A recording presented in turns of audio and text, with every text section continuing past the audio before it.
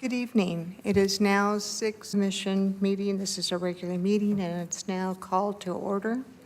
Our first item of business is our Pledge of Allegiance, and Commissioner Cheng will please, if you can lead us.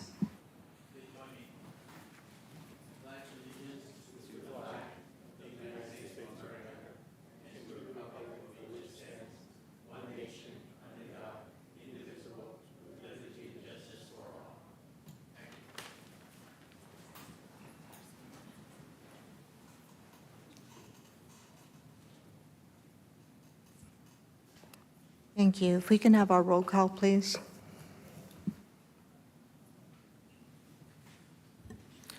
Commissioner Cheng? Commissioner Tu? Present. Chair Romo? Present. Thank you.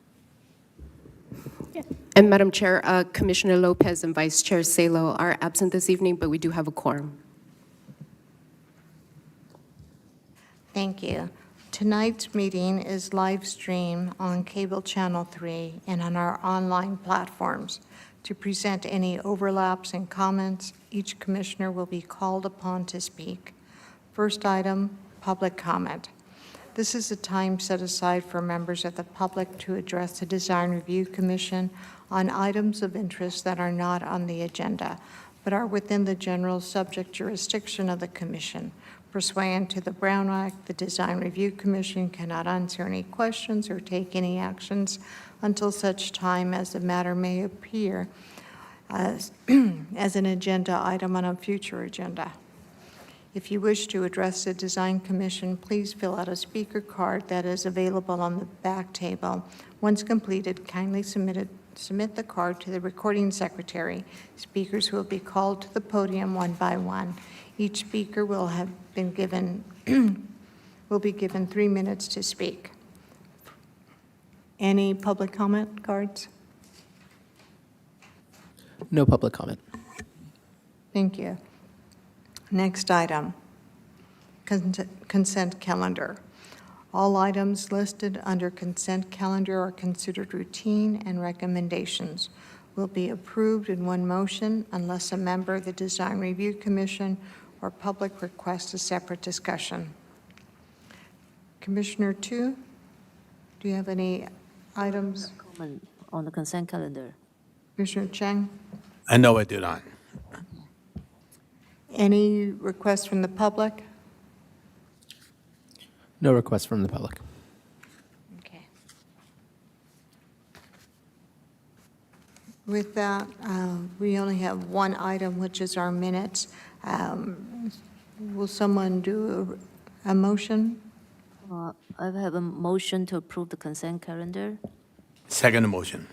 Thank you. Roll call, please. Commissioner Cheng? Yes. Commissioner Tu? Yes. Chair Romo? Yes. Motion passes 3-0. Thank you. Next item is the public hearing, and I'm going to turn this over to staff. Yes, thank you, Madam Chair, members of the Commission. There are 5 public hearing items this evening. Copies of the agenda and the staff report for tonight's hearing are available on the city's website at www.sangabrielcity.com and also on the table that is by the entrance. If you wish to speak on an item this evening and are not the project applicant, please fill out a speaker card and submit it to the recording secretary, which is Marlon at this time. Speaker cards are also available on the back table. Please write down the item number that you would like to speak on, and speakers will be called up one by one to the podium during the public hearing portion of each item. And each speaker will be given up to 3 minutes to speak. For each item this evening, staff will provide a summary of the staff report, followed by a presentation from the applicant team if they do have one, and then the public hearing will be open.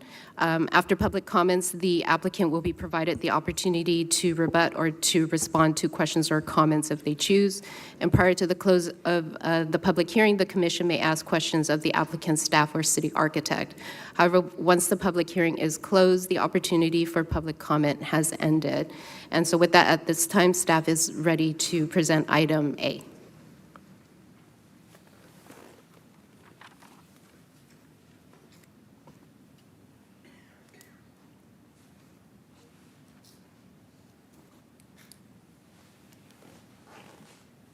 Sorry. Okay, item A, 108 Prospect Avenue, Planning Case SPR 22129, Site Plan Review, applicant Wendy Che. And we're going to have Christine Song do our presentation tonight for staff. Thank you, Madam Chair. Good evening, Commissioners. The item before you tonight is a request for the approval of SPR 22-129 for a new one-story, single-family residence with an attached two-car garage located at 1008 Prospect Avenue. This project is a previously continued agenda item, which will be discussed in tonight's presentation.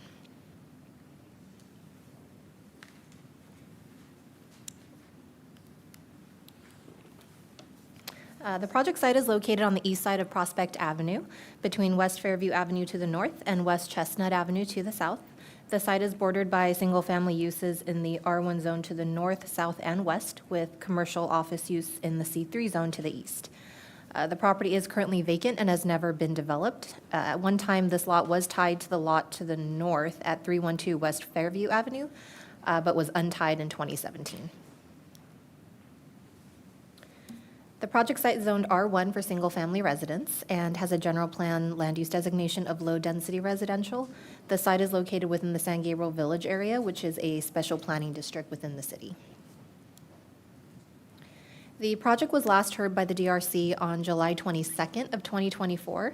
It was continued to a date uncertain to allow the applicant sufficient time to revise the plans and to address the commission's comments.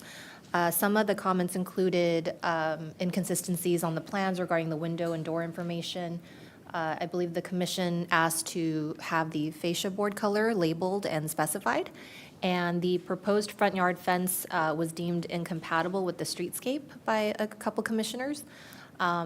And there was also the issue of preserving the existing oak tree on site. And so the applicant has addressed all of these comments on the plans. Everything has been labeled. They brought in a revised color and material board with them tonight. The proposed front yard fence has been eliminated from the plans, and the oak tree will be preserved in place, and they've provided a revised arborist report that states the tree preservation measures to be taken during construction. The proposed project complies with all of the R1 development standards in terms of lot coverage, floor area ratio, building height, setbacks, and parking. These are the revised project renderings. The project is designed in a contemporary architectural style. The San Gabriel Municipal Code requires a comparison of one-story versus two-story homes within a 300-foot radius of the project site. There is a total of 19 properties within this radius, and currently there's only one two-story structure in the neighborhood, but the proposed one-story design is compatible with the rest of the neighborhood. The general plan land use designation for the site is low-density residential, which allows for single-family residential development in the R1 zone. The proposed project would meet housing goal 10.3 of the general plan. The project was reviewed for compliance with the California Environmental Quality Act, CEQA. The proposed project is exempt from the requirements of CEQA per guideline 15303, which is a Class 3 exemption. The public notice was provided by mailed notices to all property owners and tenants within a 300-foot radius of the site. The notice was also posted at the project site, and the agenda was posted at City Hall, Post Office, and the Public Library, and it was also advertised in the San Gabriel Sun on October 17th, 2024. So with that, staff recommends that the Design Review Commission adopt the resolution approving planning case number SPR 22-129 at 1008 Prospect Avenue, subject to the recommended conditions of approval. And that concludes staff's presentation, and I'm available for questions. At this point, do any commissioners have clarifying questions for staff? Commissioner Tu? Yes, I do have a question. Does the applicant have provided the new material board for the material? Yes, they brought it with them tonight. Okay. I can bring it.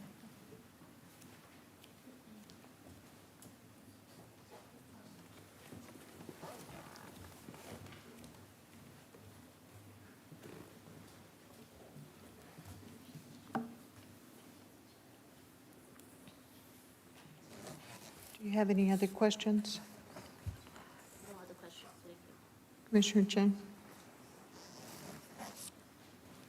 Just want to make sure the applicants understand the tree protection recommendations are understood and they will adhere to it.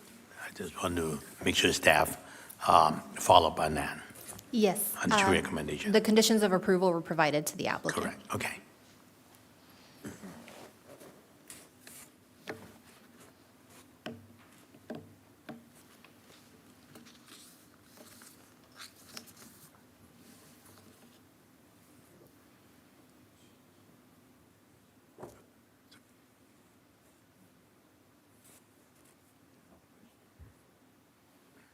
I don't have any questions. My question was going to be on the material board as well. With that, if we can have the applicant come up, please.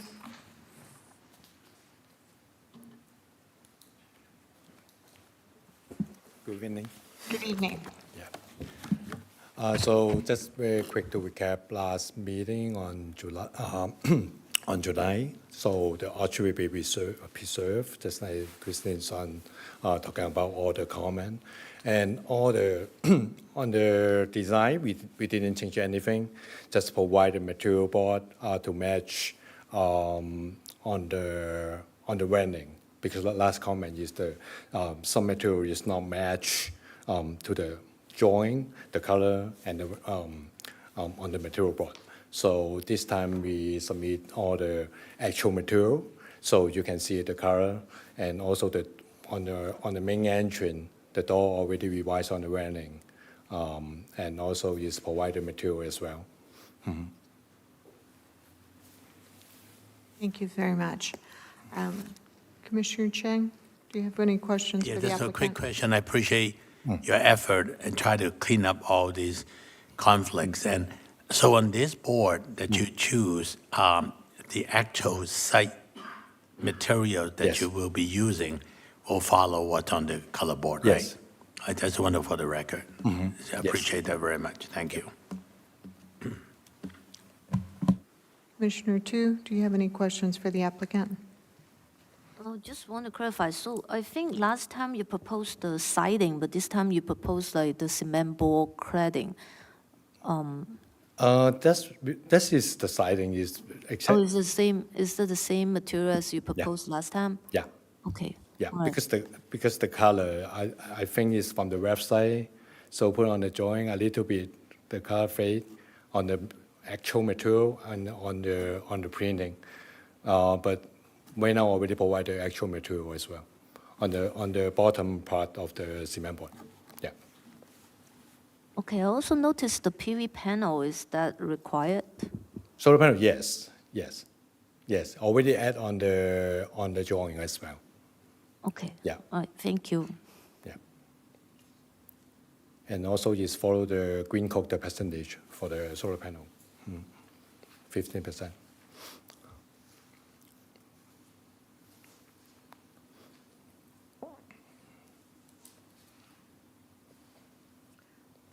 Before we go to public comment, Ron, do you have any comments on this project?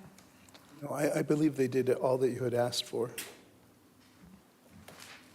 Thank you. I appreciate the time that your team took to bring back information and help having the arborist report and reading that through and having all the protection measures for that beautiful oak tree that's there on the property. I think at this time, I don't have any more questions for you. Do we have any comments from the general public on this project? No comments on this item. Okay, thank you. It is now 6:48, and the time for public comment on this is now closed. And it's now time for our commissioners to discuss and deliberate this project. I'll start with Commissioner Tu. Yes, thank you, the applicant, for providing all the supplemental material and also clean up and consolidate the materials proposed. And I think the design, I think the design is ready for approval. I appreciate the effort you put into putting the material board together, really neat and really nice. Thank you for doing so. So I think I'm ready for the approval project. Okay, thank you all Thank the you. commission. Thank you. Commissioner Cheng? I echo the comments made. I think it's important for applicants to understand that when you come before this body, you need to work out all the details, and because once it's approved, planning staff will go out there and look at it. If there's conflicting information on the plan and its approval, there will be a lot more problem later in the field. So now is the time to get it all cleaned up, understood, and make it easier for your client and also for city staff. So I appreciate that effort. Thank you. I'm ready to approve it too.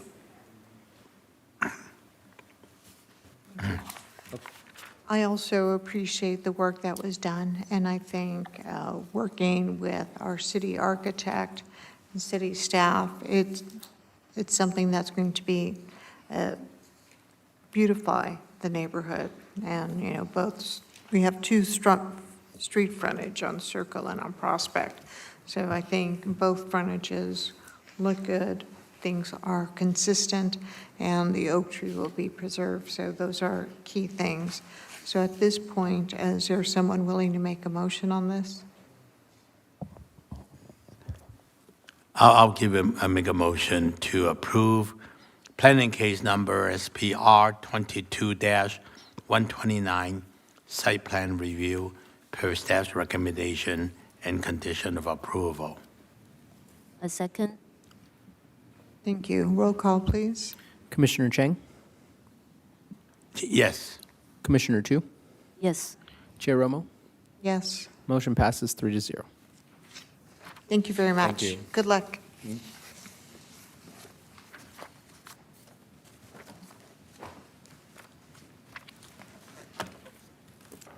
Okay. Our next, move on our agenda, and it's item B, 1346 Elm Avenue Planning Case Number PPD 23-011, Precise Plan of Design, applicant Eric Sang. Presentation, Christine again. Thank you, Madam Chair. This item is a request for the approval of PPD 23-011 for a 9-unit residential condominium development at 1346 Elm Avenue. The project site is located on the south side of Elm Avenue, between North Burton Avenue to the west and North Muscatel Avenue to the east. The property is bordered by multifamily residences to the north, east, and west, with commercial service uses to the south. The project site is zoned R3 for multiple family residence and has a general plan land use designation of high-density residential. This is an image of the proposed site plan for the 9 new dwelling units. The front entrance of each residential unit is accessed via a pedestrian walkway from Elm Avenue, and vehicular access will also be provided through the driveway fronting Elm Avenue.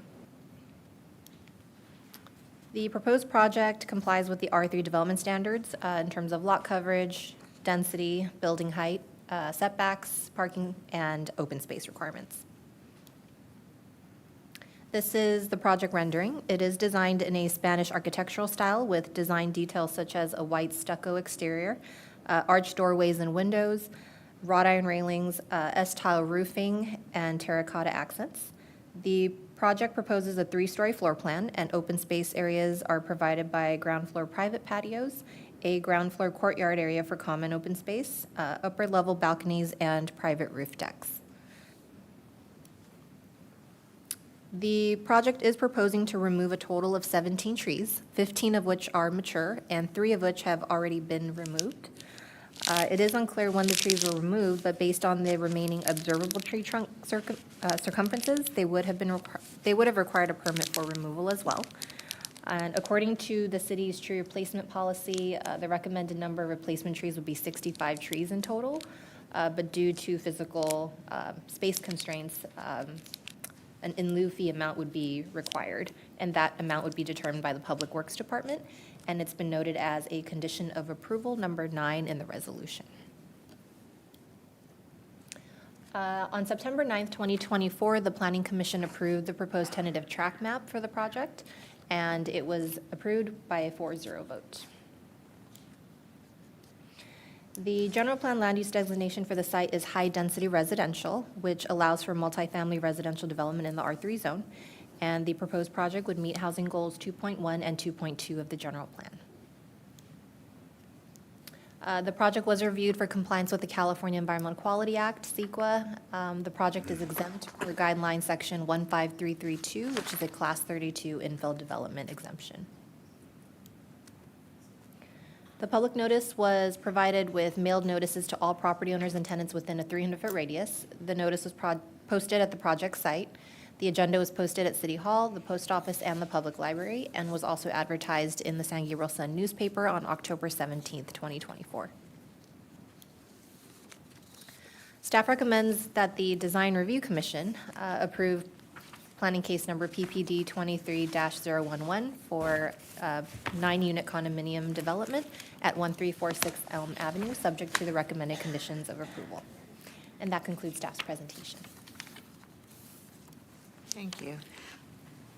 Commissioner Tu, do you have any clarifying questions for staff? No question for staff. Thank you. Commissioner Chen? No, not for staff. Okay. I don't have any questions either. Applicant here? Yes.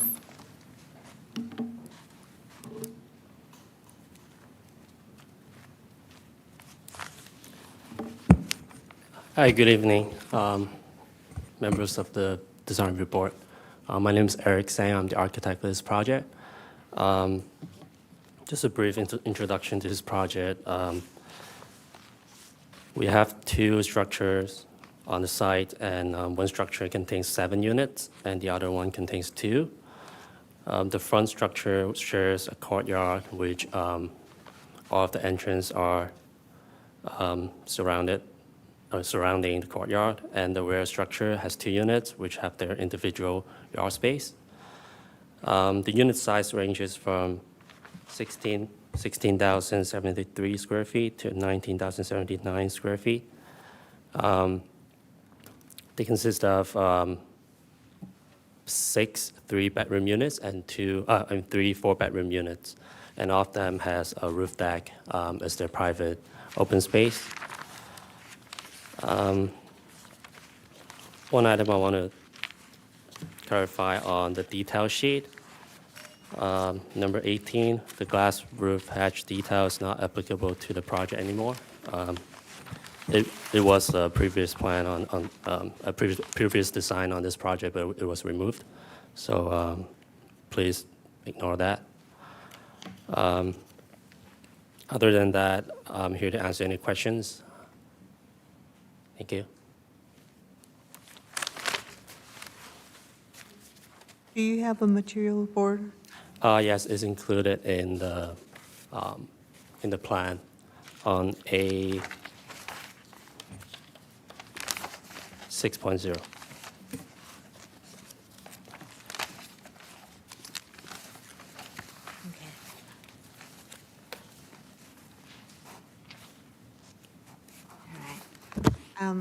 Commissioner Chang, do you have any clarifying questions for the applicant?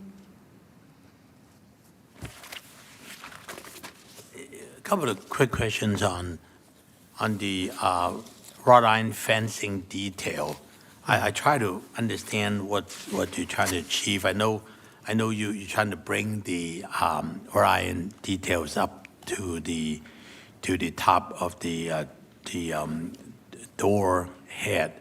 And can you walk it through with us so I understand how it's going to attach that? How would that actually look when it's all finished? Are you referring to the Handrail balcony? going up to the wall, to the sidewall. You extending the handrail details up, correct? Because I'm trying to understand from the elevation and the side elevation, what are you trying to achieve, and how is that detail going to attach to the wall? If you can find me the right detail and share with us, so at least I can understand that. What page was it on? Are you referring to A 4.0 on the second floor? A 4.0. West elevation, like where we have all the doors, the balcony doors? Yeah, that's one of them. And on the low elevation, yes, you didn't, west elevation, structure number 1 and number 3. At the single door, you have a balcony coming out, right? Yes. And what is that piece that goes up to the sidewall, and how far does it come out with this new wrought iron overhead piece? So it is a decorative feature. It's 12 inches deep. They are all made up of wrought iron. It's just a wrought iron detail that brings up to the top of the door. Do you understand? Does that piece come along the back wall, or is it, so in the rendering, maybe we can look at the rendering, try to understand. So how far does the balcony come out? 12 inches. Huh? 12 inches? 12 inches only. Yeah. It's more decorative So feature. you really cannot even step out, so No. to speak. So it's a decoration piece. Decoration, yeah. And your, and that overhead piece is also 12 inches out of the exterior wall? Yes. So it is at the same plane as the handrail. At the handrail? Yes. And the two poles on the side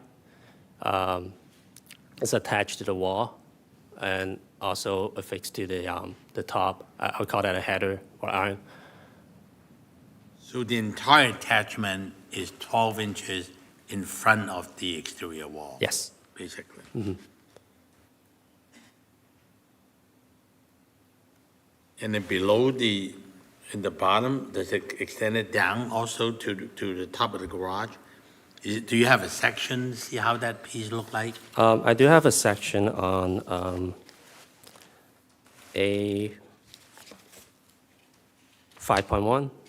I think one of the sections shows how the balcony wrought iron Okay. Yeah, extend on the yeah. section 5. Yeah, section 5, in So- comparison to the garage door wall. So this whole piece, basically, it is attached to the exterior face of the wall. That's correct. You cannot come out, you cannot, it's not, It's, so when it's- you open the door,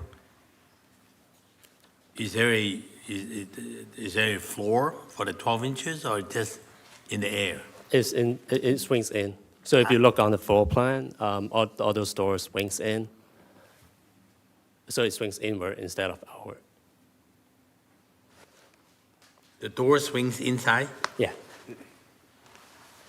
I'm trying to understand what's under there. So if you look at A Something like that. 2.2, So there is grill work in there. Is that from him? Is that- I just found it. Oh, you found the detail, but it's not his detail. that's correct. Yeah. But you can see on A 2.2. It's different from, Yeah. I don't know Similar if that's concept. what, Something like this. see, it's different from what's on the plan. He's got the plan built out with a platform. That, I thought it was like that, but Well, this But picture it's not. is something like this. Yeah, it's not Some wrought iron space. right. Yeah, it's similar concept. It's not exactly the same as that picture, but same concept where we have a wrought iron detail that's attached to the wall, and it's decoration.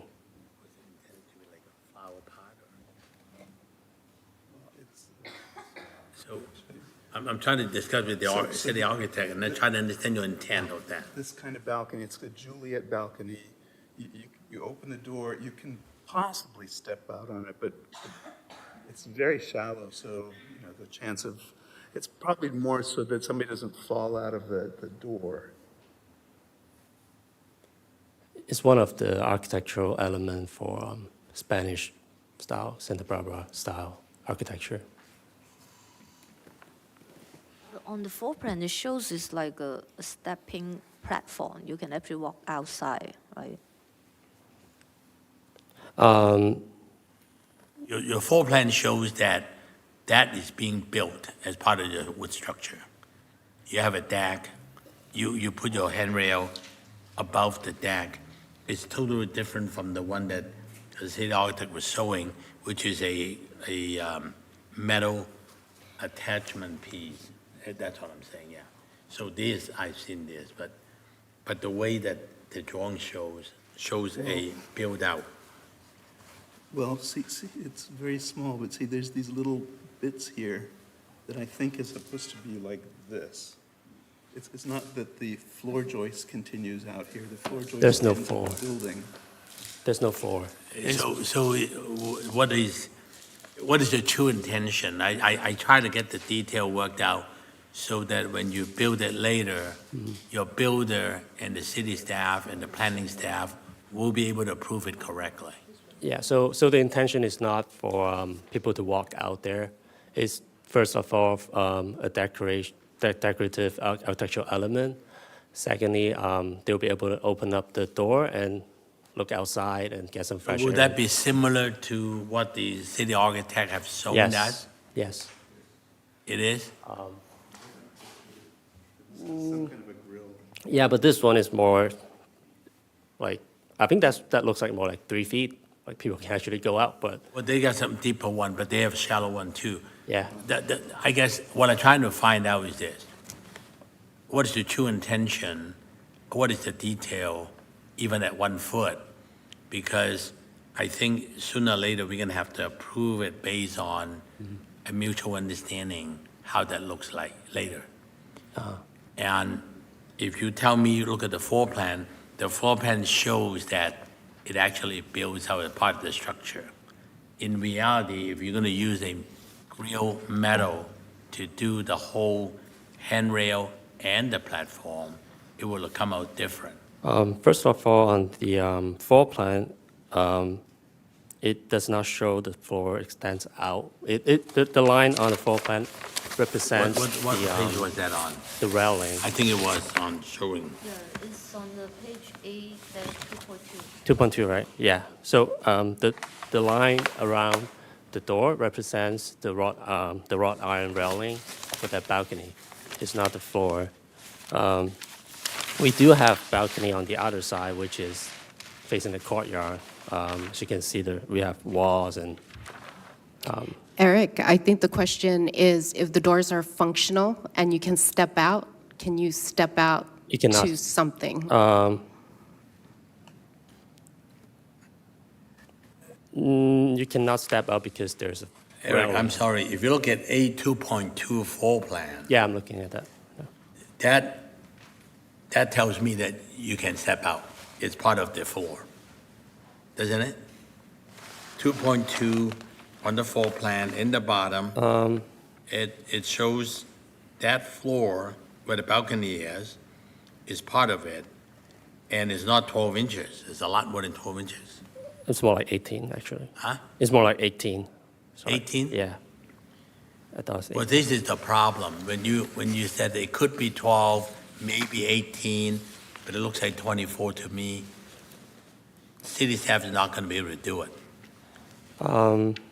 Well, I mean, You need to dimension these plans correctly, especially something this critical as a architectural element for your design. Okay. Because if you don't, it's guesswork. Your contractor will build whatever he wants once it's approved. I guess it will serve as a balcony. People can step out, but since it's so shallow, I don't think they will actually use it as a balcony. Let me ask you this. Have your structural man look at it? Has your structural engineer look at it? How is he going to do it? Not for this project, but I have done it for several other projects with the same detail. So we don't have the detail on this project yet, but for the So- other project, we do. So before you talk to your structural engineer, it's going to be tough to try to come up with a detail that works. Because if you're going to do a all-metal balcony with a, let's say, 12 inches, that attachment becomes the structural detail. If you're going to build it per 2.2, A2.2, your structural engineer may think that you want to extend the floor joists out to cover that 18 inches or maybe 2 feet. Yeah, So I just think that there is still work that you need to do in Definitely, order yeah. to work out that detail, being such an important element for your design. okay. But the intention is to follow what I have for A 5.1, which we do not have the floor joists extending out. But No I'll floor show- joists extending out. Yeah, no floor joists. So pretty much like what the architect, city Yeah, architect yeah. was showing us. Yeah, so on the section on A 5.1, that's what we have. So we don't have the floor joists sticking out. But Yeah. I'll make sure to So you To need to detail that correct on the floor plan. A2.2 then. Yeah. A2.2 is incorrect, the way it shows. Yeah, yes, kind of. I think it's missing a line where we have the door. You know, missing a line could be deadly. Yeah. So don't Sure. tell me as an architect that you can miss a line. You do not miss a line. Okay. Because we don't know, when you miss a line, what does that mean? Is it the same plane, from floor joist to metal? There is a gap there, there is no gap there. We just don't do that. Yeah, okay. Architects should not do But that. I'll definitely put a more enlarged detail for that balcony. Yeah. Yeah. So when the time please, comes. Yeah. work out that detail. Yes. Mhm. Thank you. Commissioner Tu? Oh, yes, I have a couple questions. First of all, I saw the solar panel is actually on the small slope roof, on a really small like portion of the roof area. Is that the only place you can place the solar panel? Yes, without taking out the space from the roof deck. Because I mean, first of all, the maintenance of the solar panel. Secondly, is actually that is the Spanish tile roof, and then you cover almost all of them with solar panel. It actually like take out the characteristic of the design. Is that the rooftop garden, like you just cannot make any room for the solar panel? So in order to put the solar panel on the roof deck and reduce the usable space on the roof deck, it will reduce the total open space for this project, which in result will reduce the number of bedrooms for this project and potentially, we just don't have enough open space if we put it on the roof deck. But we do have enough clearance for the solar panel per the fire code. You mean the clearance between the last is the 3 feet spacing you Yes. dimension on the floor plan? Mhm. But all the panel is all the way to the edge of the roof, and I have not seen anything like that before. So there's no setback requirement on the eave side, but there's a setback requirement on the reach side, like on the back. I understand that it covers the roof tile, but it is required per the building code to have solar panel now. Right, So it pretty much is.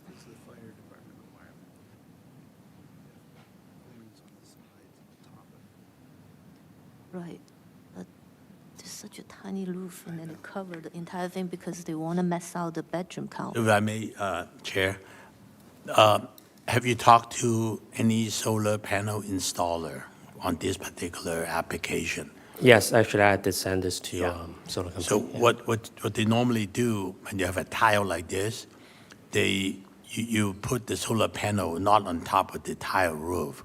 You put on top of the asphalt shingle roof Yes. or some other kind of roof, cover the entire area, and then they have to find enough clearance to slip this Spanish tile under the edge of the solar panel in order to make it work, so that it looks correct.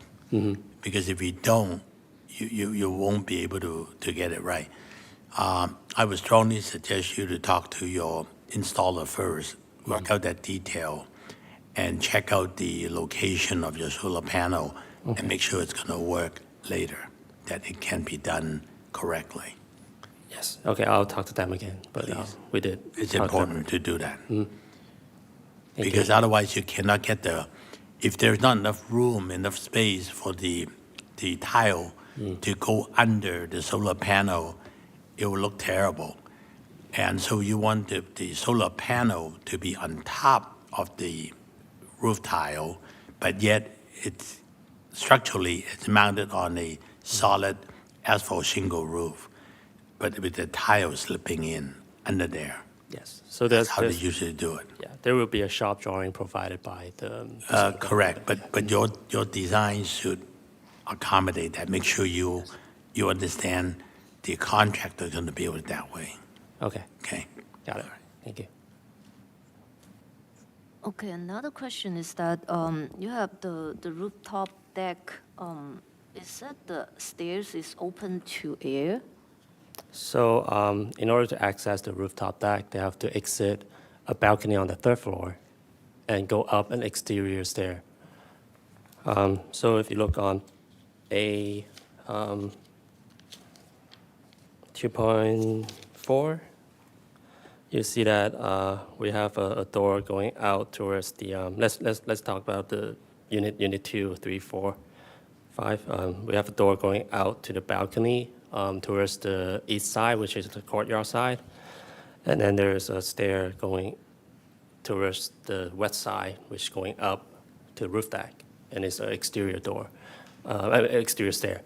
So it's the same concept for all 9 units.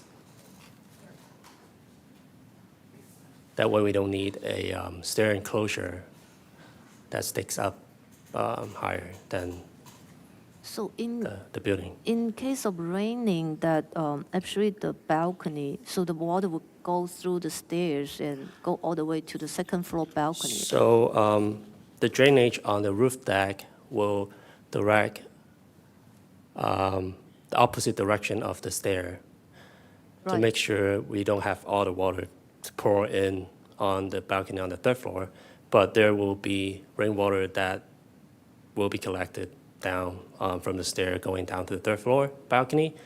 And we do have drainage detail, which I already put on the plan as well, with a regular drain and an overflow drain. And it will be placed on both the roof deck and the balconies.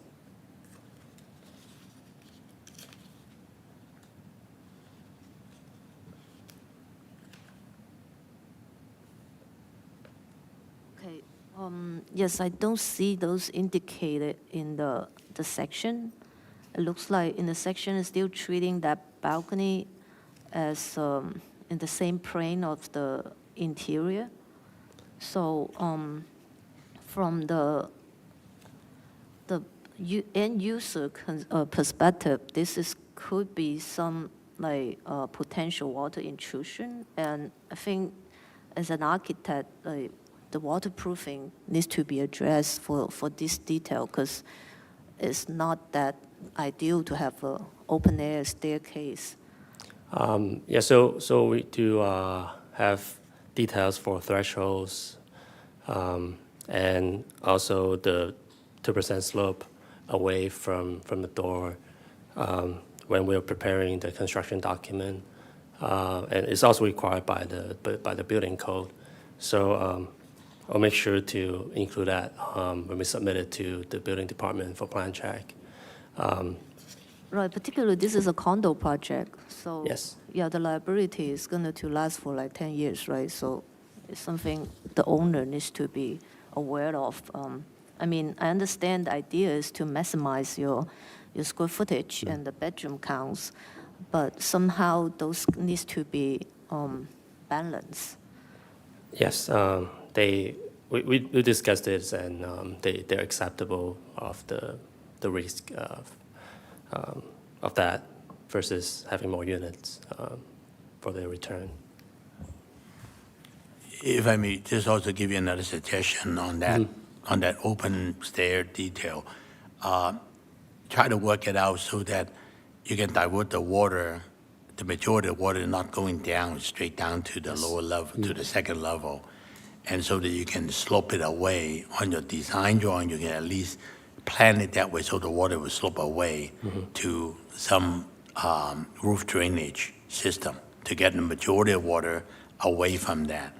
Whatever water gets through there, you need to definitely a threshold detail or another roof floor drain detail down below the catch-it.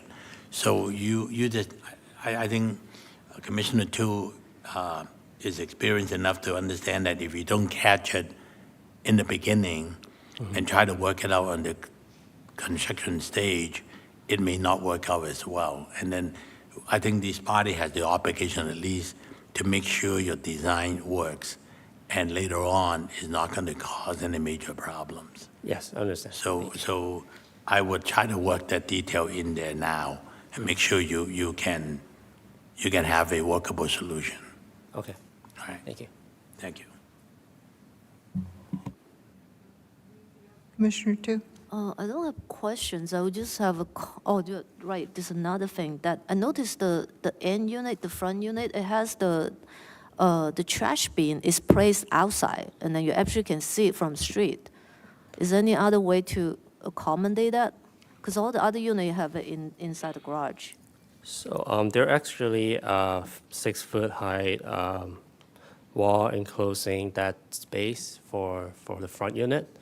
So I don't think the trash enclosure, the trash cans will be visible from the street. And it's just more a more convenient place for that unit to place the trash can at that location. The But we reason is that do- you can see from the street is you show it on the elevation. Oh, You no, can but actually- yeah. yes. But there's if you look on the site plan, there's a 6 foot high garden wall for the front unit. But we do have room in the garage to put the trash can with some adjustment to the floor plan, like where we have the water heater and the sink. Oh, so it's in the courtyard area. Yeah, it's in the private yard actually. So that part is not part of the courtyard. Is that the private courtyard or the It's a private common yard. one? It's a private yard for Unit A. Okay. Okay, all right, that's fine then. Okay. Another comment I would have is actually like looking at the front facade.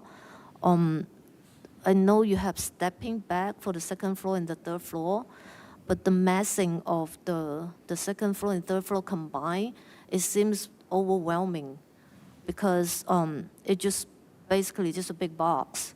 You have terracotta handrail to break down the long massing, but as you promote this as a Spanish design, but I just don't see this charm from the front facade.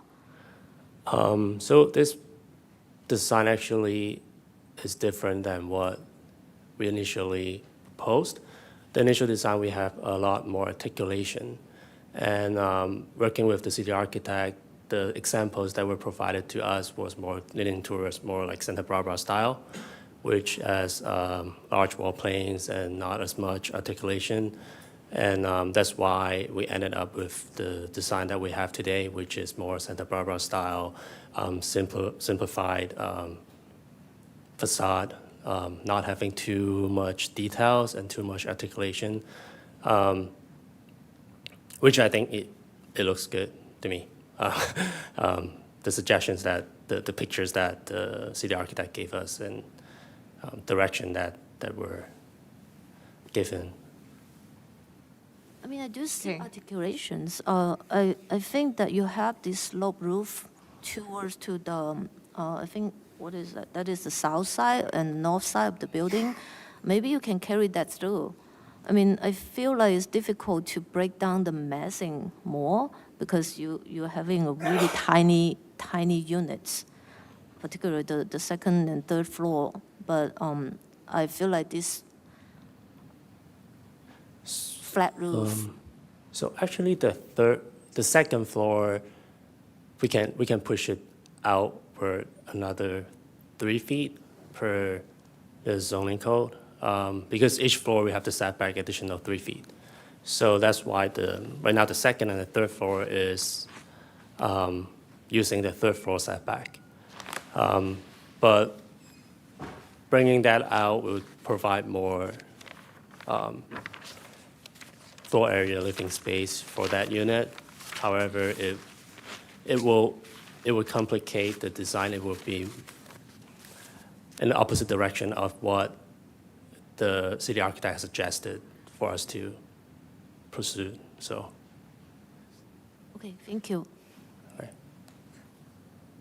I have a question regarding the open space. There seems to be open space that's private for each one of the units on the ground floor, plus the rooftop. Are you proposing raw? No improvements? So the only 3 units that has private open space on the ground floor is the front unit and the back unit. All the other units, they do not have private open space on the ground floor. They only have a roof deck. So in the common open space, there is no wall separating spaces for each unit. It's all like one open space for everyone. Is that what you're asking? But you're allocating space for open space, but there's not any improvements on that. There's no greening of that area. Am I Oh. missing something? Amenities. So if you look on the landscape plan,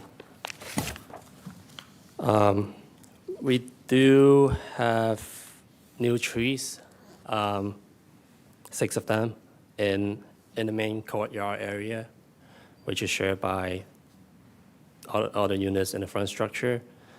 And within the front units side yard, we do have landscaping and some shrubs along the wall. And also the front yard, we have a lawn area and 2 new trees, actually 3 new trees, for Unit A. And in the back 2 units, we have a row of 4 trees on the east side, a row of 4 trees on the south side. Excuse me, my question is not the overall, but the private spaces. No, I'm So- talking about a private space on the, so in the back 2 units, all they have is a private open space. They And don't, then the rooftop, Oh. do you have any yeah, so improvements up there? if you look at L-1, there is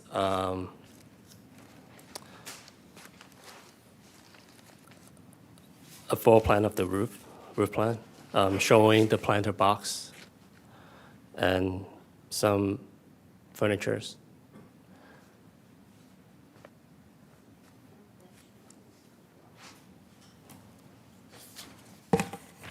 L-1 is the ground floor landscape plan. Huh? L-1? L-1, yeah, on the left side of the Yeah. the Oh, so drawing. it's just the front unit? This tiny one. Yes, I'm wondering why the others are missing, but it's going to be the similar concept with the planter box around the perimeter of the roof deck, and some ceilings for the roof deck. So you mean only Unit A has the rooftop garden finish? Everything else would be delivered like no finish? I think we're open to your suggestions for that. Like if it's required, I mean, we can propose planter box for all the units. But I mean, it's at the end of the day, it's a private space for the owner of that unit, so they can. Yeah, I think the issue here is kind of goes along with everything else, that it seems unfinished. Because on several other projects that we've approved, when we look at rooftop open spaces, we anticipate that there's going to be some greening of that space. And to have a lot of open space that you're getting credit for that could become not green, and depending on what, since it's a condo project, you have that roof issue, that if that roof isn't treated properly, you can have water issues or what have you. So I think it's important as an architect and working with your landscape architect, when you're proposing rooftop open space, to have that as an improved area. So the people who are going to be buying the condos, they start off with something that's an amenity versus something that's raw space that they have to start. And this is, if you're saying they're going to do it later, if your team's going to do it later, this is something that we're approving open space, and I think it's irresponsible to approve unfinished open space. It's like improving an unfinished landscape plan because that's part of your plan. Okay, so Okay. I understand that. And we do have landscaping on the ground floor, and the landscape architect only show the roof plan for the front unit. But my intention is to have the same similar treatment for all the units on the roof deck, where we have planter box around the perimeter of the roof deck and just some furnitures. And the furniture is not like a permanent structure, so it's more important to just show the planter box for now, I guess. Yeah. Okay, thank you. Thank It you. will be the sink and the stove on the rooftop too? I think it's just for barbecue, like amenities for barbecue and Okay. Yeah. So that was just the question brought up by, looking at the plan, it Yeah. shows looks like a barbecue setup, but Yes. no barbecue grill. So, yeah, it's kind of like a small grill next to the sink. Yeah, and it was, we've heard from other comments from the commissioners, it's tough when the plans don't have specifics on them, and to say, yeah, we're going to do it. That's something, if Commissioner Lopez was here, that's his number one pet peeve, to approve plans without really knowing what we're getting. And I'm going to be speaking on his behalf and say, this is something that we need to know what we're getting, because if we approve it tonight, the plans show one thing, and there are several questions right now. Does anyone else have any questions for the applicant? I think the question that I have is all the trees will be removed and the replacement is 65 trees? How does that work? It will not fit in this lot. So we have provided as much as we can, as many trees as we can, which is 18 trees on site and 1 tree that's off site. And the other trees will be paying for annual fee Okay. per the city's standard. Okay, thank you. And that fee, if I remember correctly, is kind of to be determined from Public Works, correct? Yeah. Okay, thank you. Do we have any public comment? No comments for this item. Okay.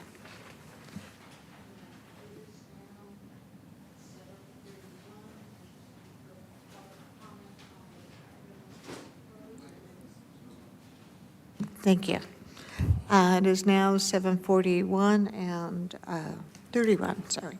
And time for public is now closed, and it's our time to deliberate and discuss this item. So I'm going to start with Commissioner 2.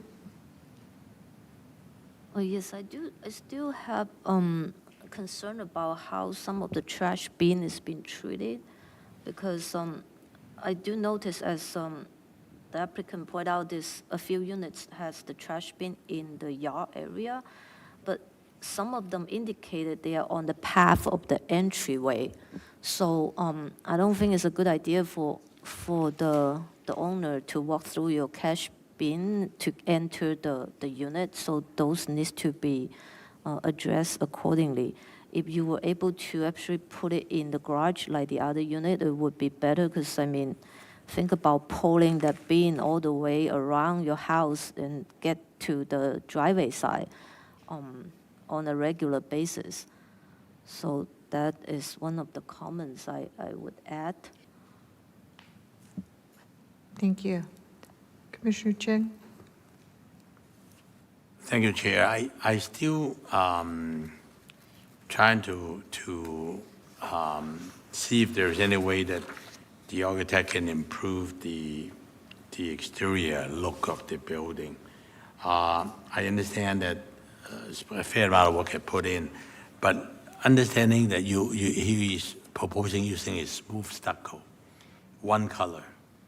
And if that is the case, that massing in the front with the same color smooth stucco throughout, it's gonna take a lot away from the building without any offset. The only offset that I see is one balcony, the wrought iron railing, and then the terracotta is part of it, but then it's just one big box on the second and third floor.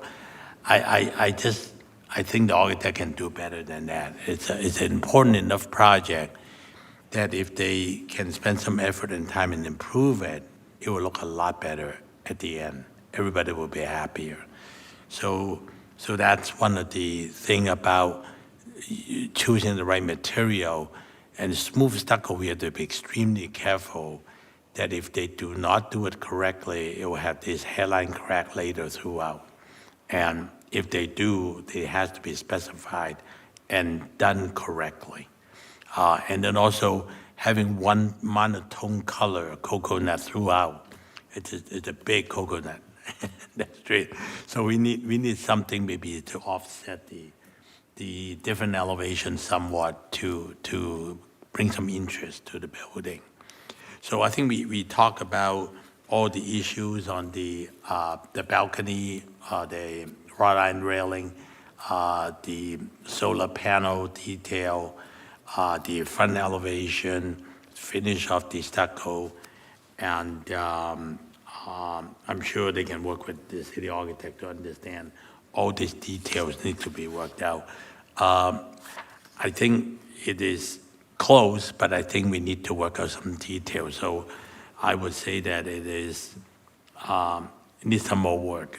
I am prepared to give an extension to continue it to when all the details are worked out.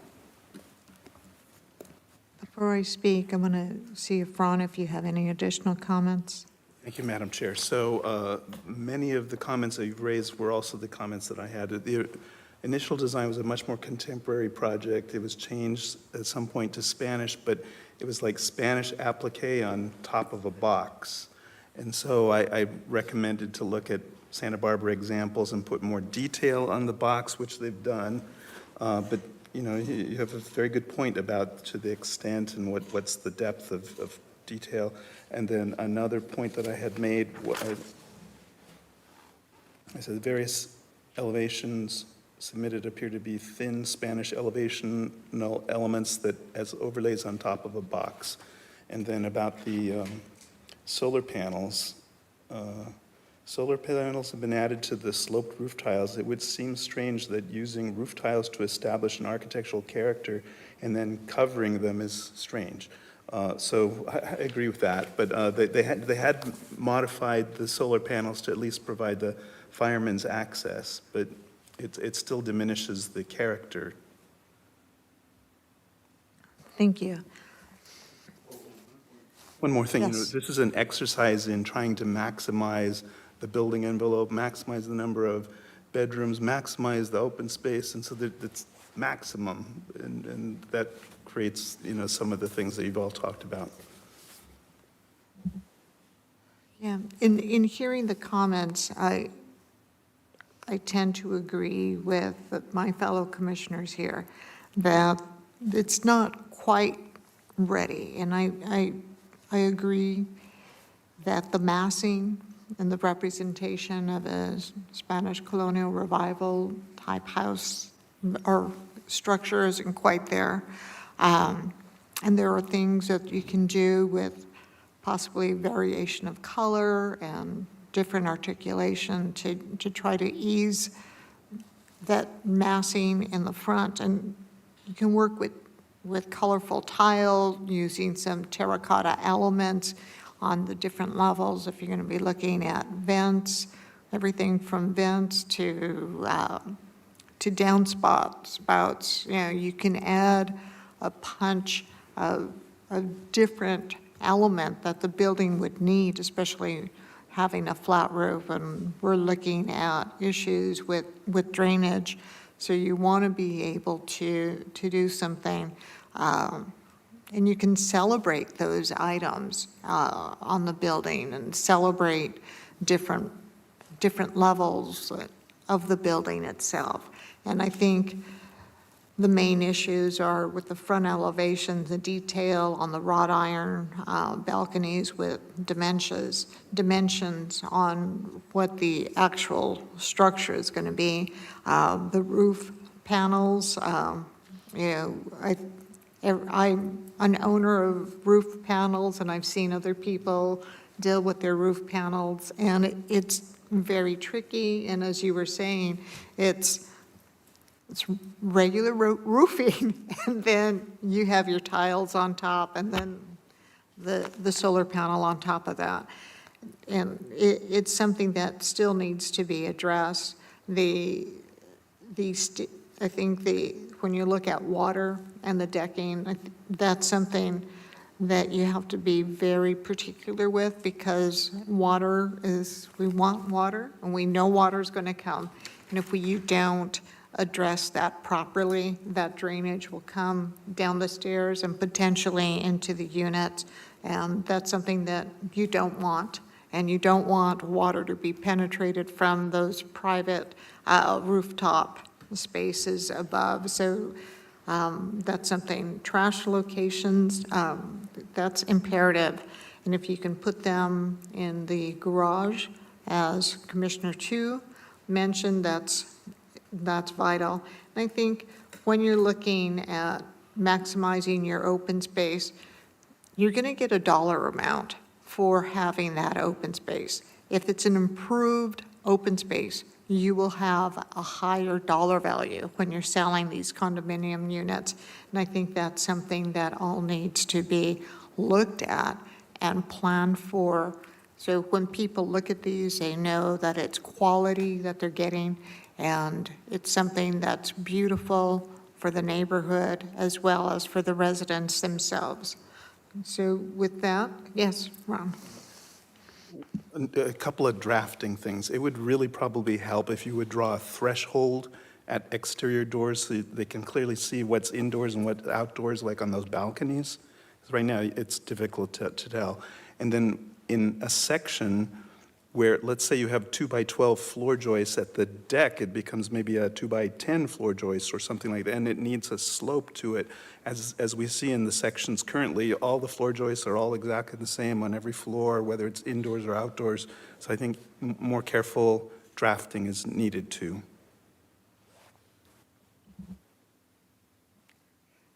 Thank you. So at this time, if there is a motion to continue this item, I think that's probably the best thing at this time, unless someone wants a motion to approve with conditions. Thank you, Chair. I hope the architect and the applicant had take the time to write down what was mentioned and what was the comments, and please work on that. And I think you would appreciate that when it's all said and done, once all these things are worked out. So I'd like to make a motion to continue planning case number PPD 23-011 precise plan of design to a date uncertain. Is there, I guess, I don't know how much time the applicant may need, so I'll just leave it at a date uncertain. So work with city staff to find out when you can bring it back. Thank you very much. Is there a second on that? I second. Roll call, please. Commissioner Chang, Yes. Commissioner Tu, Yes. and Chair Romo. Yes, Motion passes 3-0. thank you.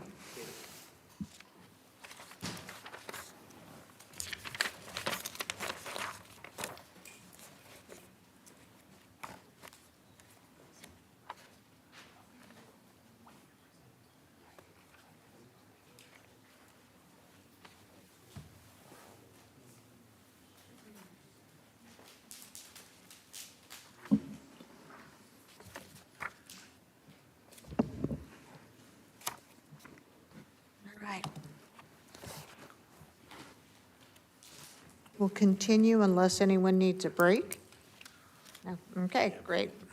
So our next item, item C, 140 West Valley Boulevard, planning case number MSP 21-006, master sign program.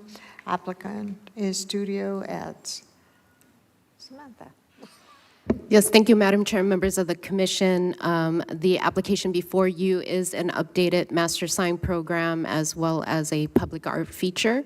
The subject site, again, is located at 140 West Valley Boulevard. The property is located south of Valley Boulevard and west of Del Mar Avenue.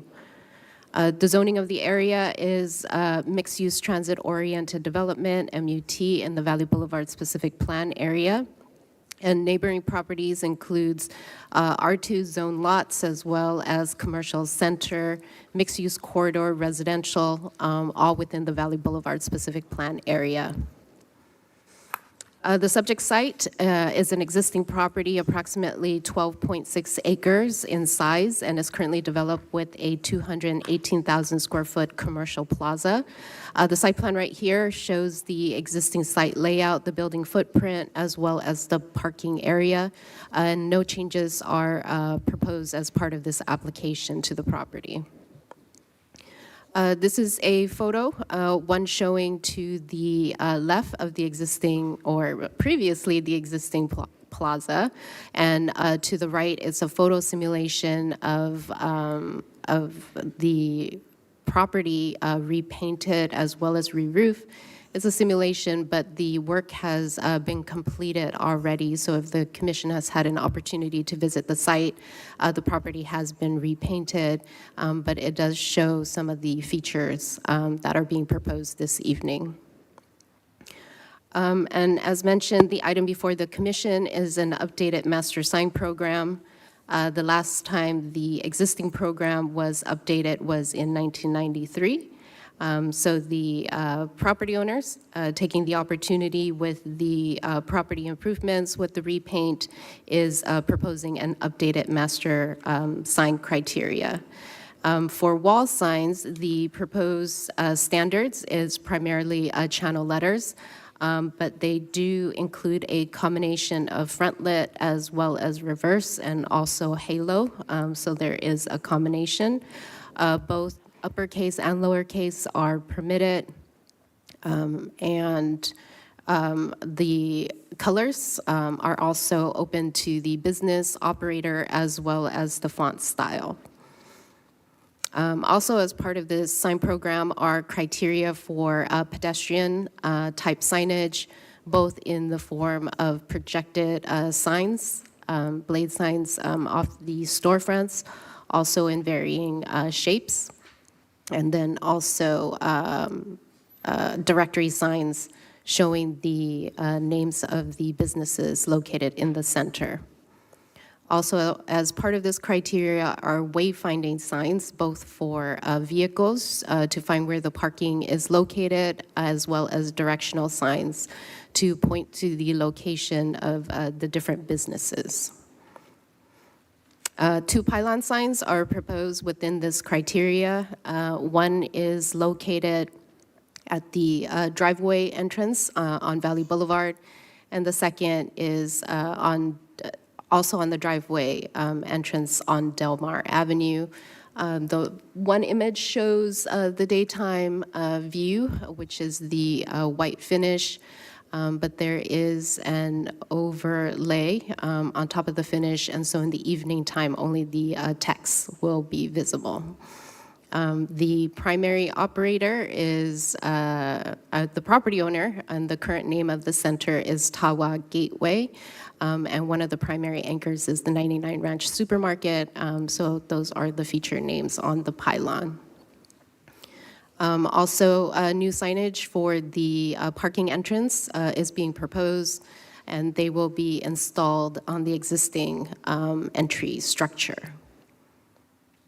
And the second item before the commission is a proposed mural, and the image here is designed by artist Sasha West, as mentioned in the staff report. It is a very simplistic design showing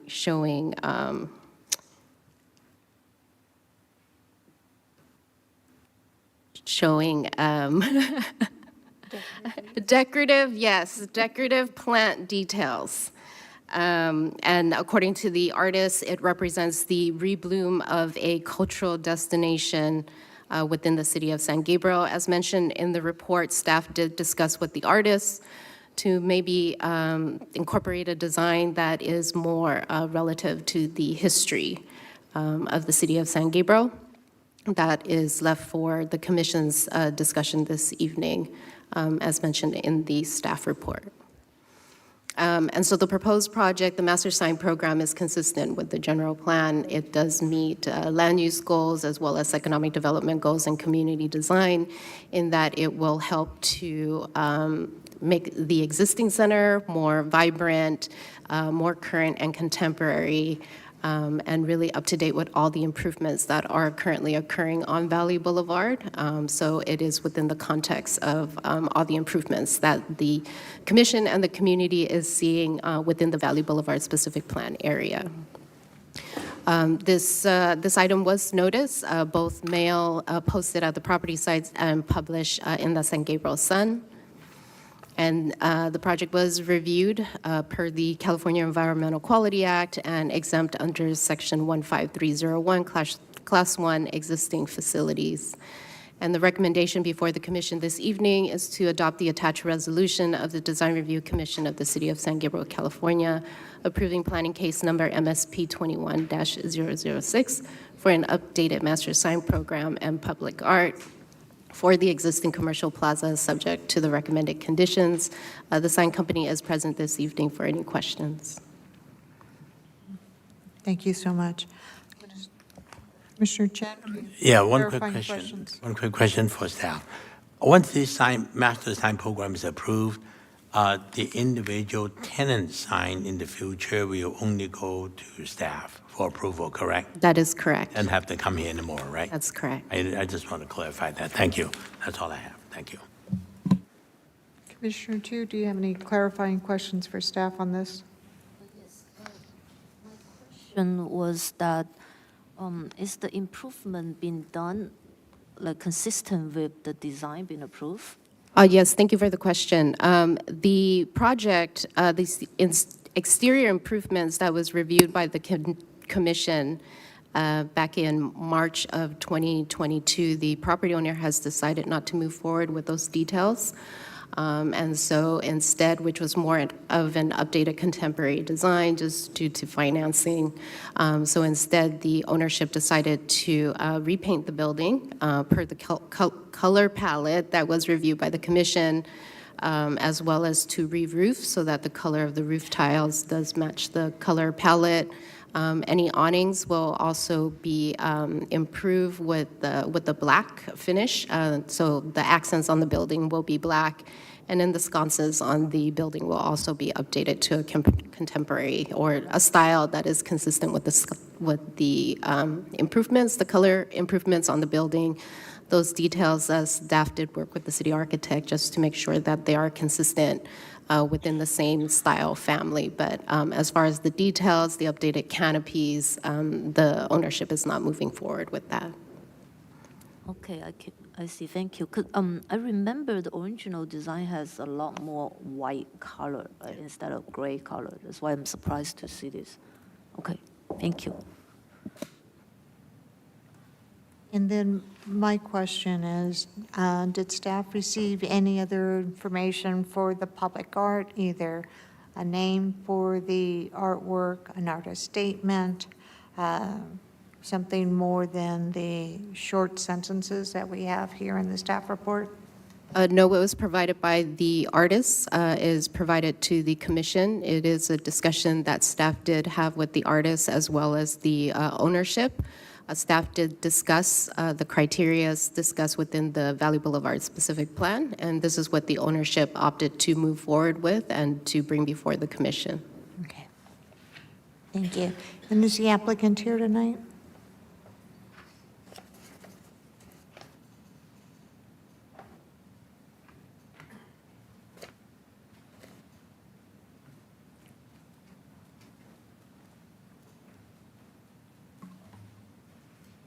Good evening. Good evening, Commissioners. If you can go ahead and talk to us about what your plans are on this project with the signs and the public art. Absolutely. The signage proposed for the project is to enhance the overall guest experience, to update vehicular and pedestrian wayfinding, to complement the aesthetics that ownership has decided to move forward with the repainting and the re-roofing of the existing building. So the signage currently on the property is a little bit outdated, and it's very sparse throughout the property. So if this is something that somebody is visiting for the first time, it doesn't really allow them the ability to see all of the different potential possibilities that the tenants are throughout the center. And so the intent for updating the signage is to bring more presence and awareness to the tenants throughout the property.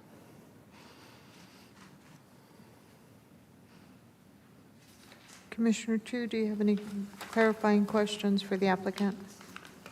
Yes, I mean, it's an extensive package, but I am having a hard time to put together all those tenant signs. What kind of color is that? And do you have a rendering or like a simulation? Because this rendering doesn't seem to have any sign on it. It's only for the plaza, right?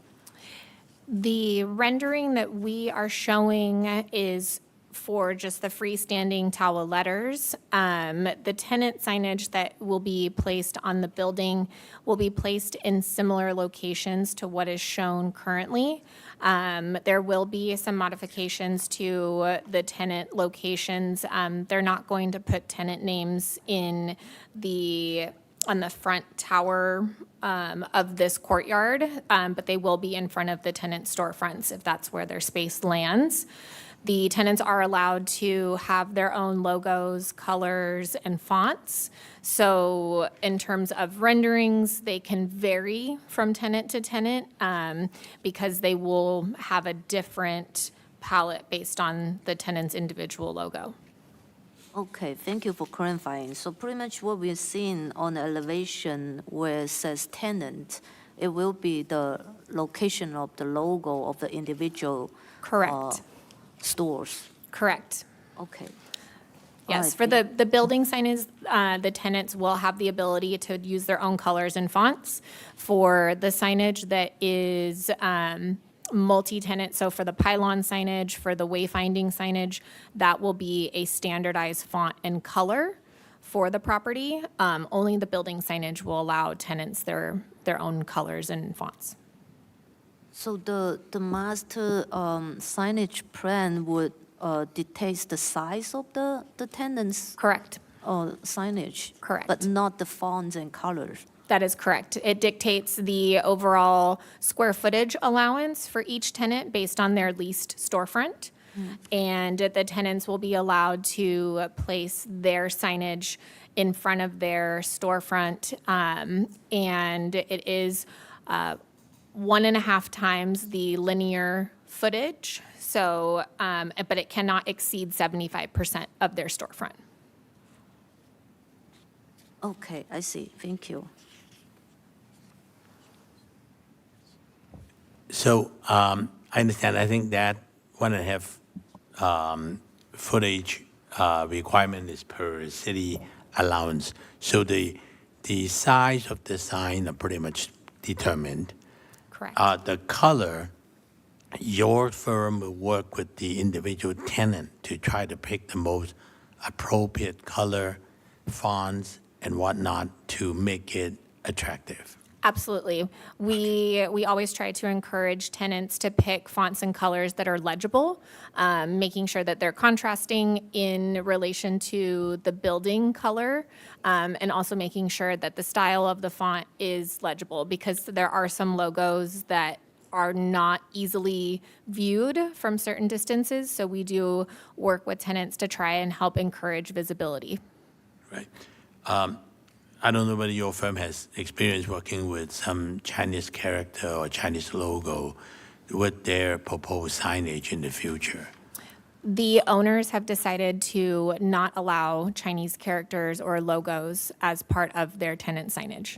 Okay, good. So there will be no Chinese logo or signage character That is correct. in this shopping center. Okay, Correct. understood. That's make it a little more simple. Yes.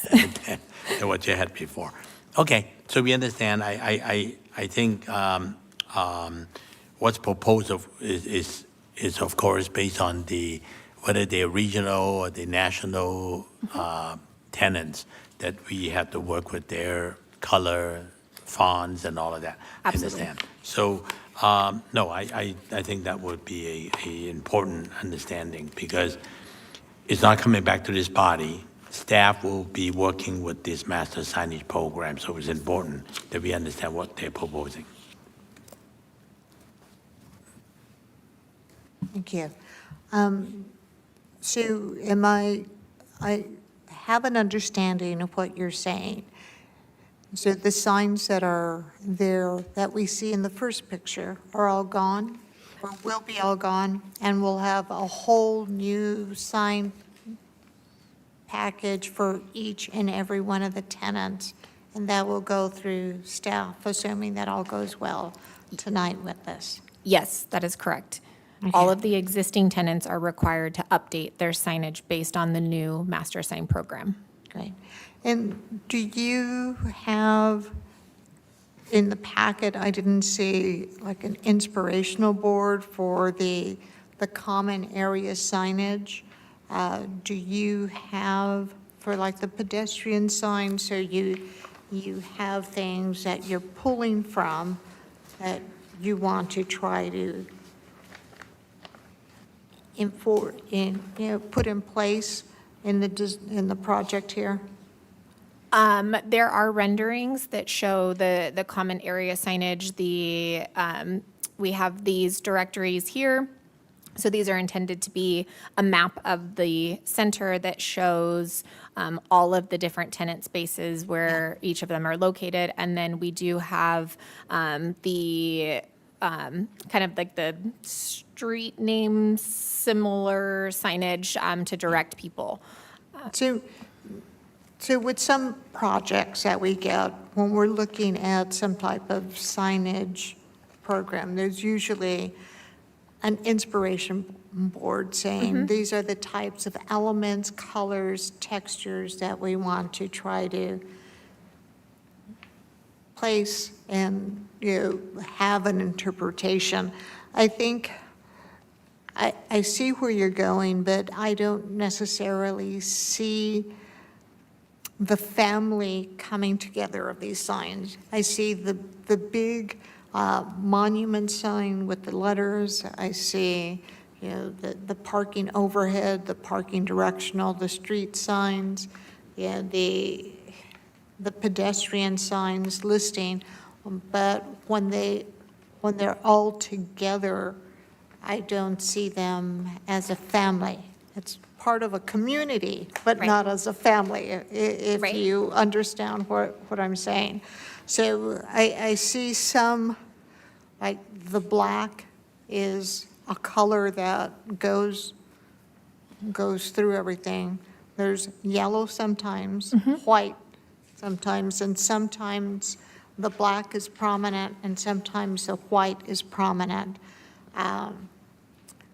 To me, if it's the family, then you would have prominent colors following through, and you modify those based upon the use. Is any of this making sense to you? Yeah. Okay. Yeah. So the difference in colors is partially to identify the different types of signs, but also where they're located. Sometimes the intent for selecting a darker base color for example, the sign that we're viewing on the screen for the pedestrian wayfinding is because the area that surrounds that sign is more neutral and is more light. So the thought behind changing the color palette is to make it more prominent, being that the pylon signs are street facing, they have more greenery around them, they have darker colors that are just naturally around these signs, they stand out better as white. So the intent is to still keep within a black and white color palette, and then just adjust the base color based on the surrounding areas and keeping the signs prominent, but still, to your point, within that same family. The yellow is something that the Tawa shopping centers have sort of adopted as an eye-catching element, something to add a little bit of pop of color so that the centers have a little bit more life to them versus a very neutral color tone. So it's to make them stand out and to identify to their patrons and their guests that this is something that you are looking for. It's a destination, similar to when you're looking at a directory map. You look for that red dot that says you are here. It's something that stands out. So that's kind of the intent behind the yellow amongst the black and white. And then can you also address kind of this circular motif that's on site too? The circular motif is just a creative design element that was incorporated into the signs as we were going through the design process with ownership. We had numerous accent pieces that were presented, and this was something that ownership had gravitated towards and something that they liked, and so it's incorporated into the signs. And is this the only sign with the circular motif? I can't remember off the top of my head. It might be. I will double check. I can't remember off the top of my head. It might be the only one. It is, yes. Okay, thank you. Thank you. And on the public art, do you have anything to add on the public art submittal? No. Okay, all right, thank you. Thank you. All right. If there's not any other questions for the applicant, yes, Ron? I have a few. So if you go back to one of the previous slides that you had, the parking sign in white. Parking. So you have a person standing next to the sign. Won't that sign need to be at least 6'8" in case a blind person walks face into the sign? It depends on the location of where the sign is placed. So the sign is intended to be within a planter area, so it's not in a pedestrian path of travel. So the intent is for the sign to be visible over the top of a vehicle if you are driving and you're seeing it through parked cars. So the intent Maybe you is. should put a bush or something underneath, because it looks like that man's going to walk right into it. The gentleman is there for scale, but yeah, we can add a bush. And then if you could go to the one that has the before and after with the multi-tenant signs on the left, not that one. Oh, the plaza. The photo of the existing building. Okay, here on the left side, there are 4 different multicolored tenant signs on the bridge, a pink one, a brown one, green and red. And on the proposed, the bridge has changed design so that there's less area to put signs. And so will there be signs on the bridge portion? There will not be signs on the bridge portion. Okay, that's good. And then if you could go to the pylon sign. Yeah, the pylon, I think. Okay, so I understand the night and day difference.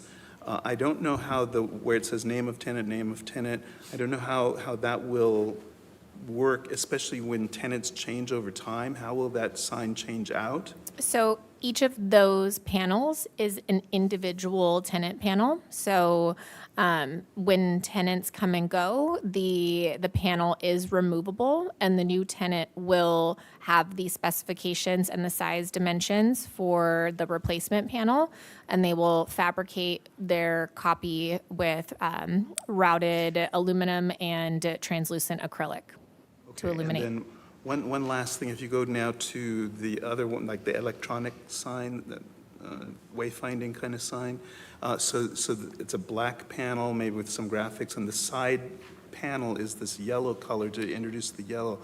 What about introducing that same idea on the big pylon and on some of the other signs? You have the black face on one side and introduce a little bit of yellow on little sides or indentations or something, so there's more continuity. Absolutely.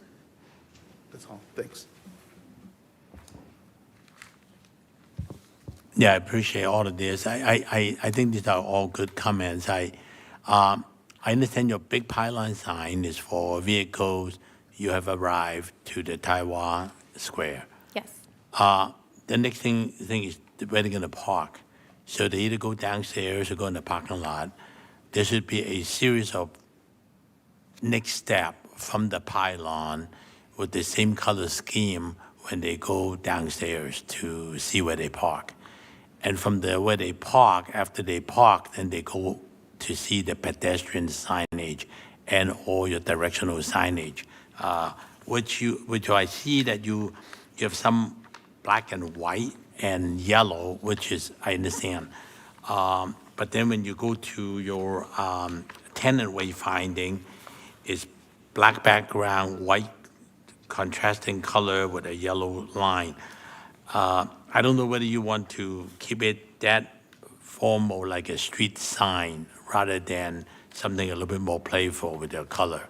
If you were to do this yellow and or the art program with all this regeneration of culture and we live the culture color, you may want to look into that so that the entire signage and the art program are working hand in hand, rather than going to something very institutional, because your vehicle directional signage, it's very, very institutional. White background, black letter with a red arrow, and then with a perfect rectangular.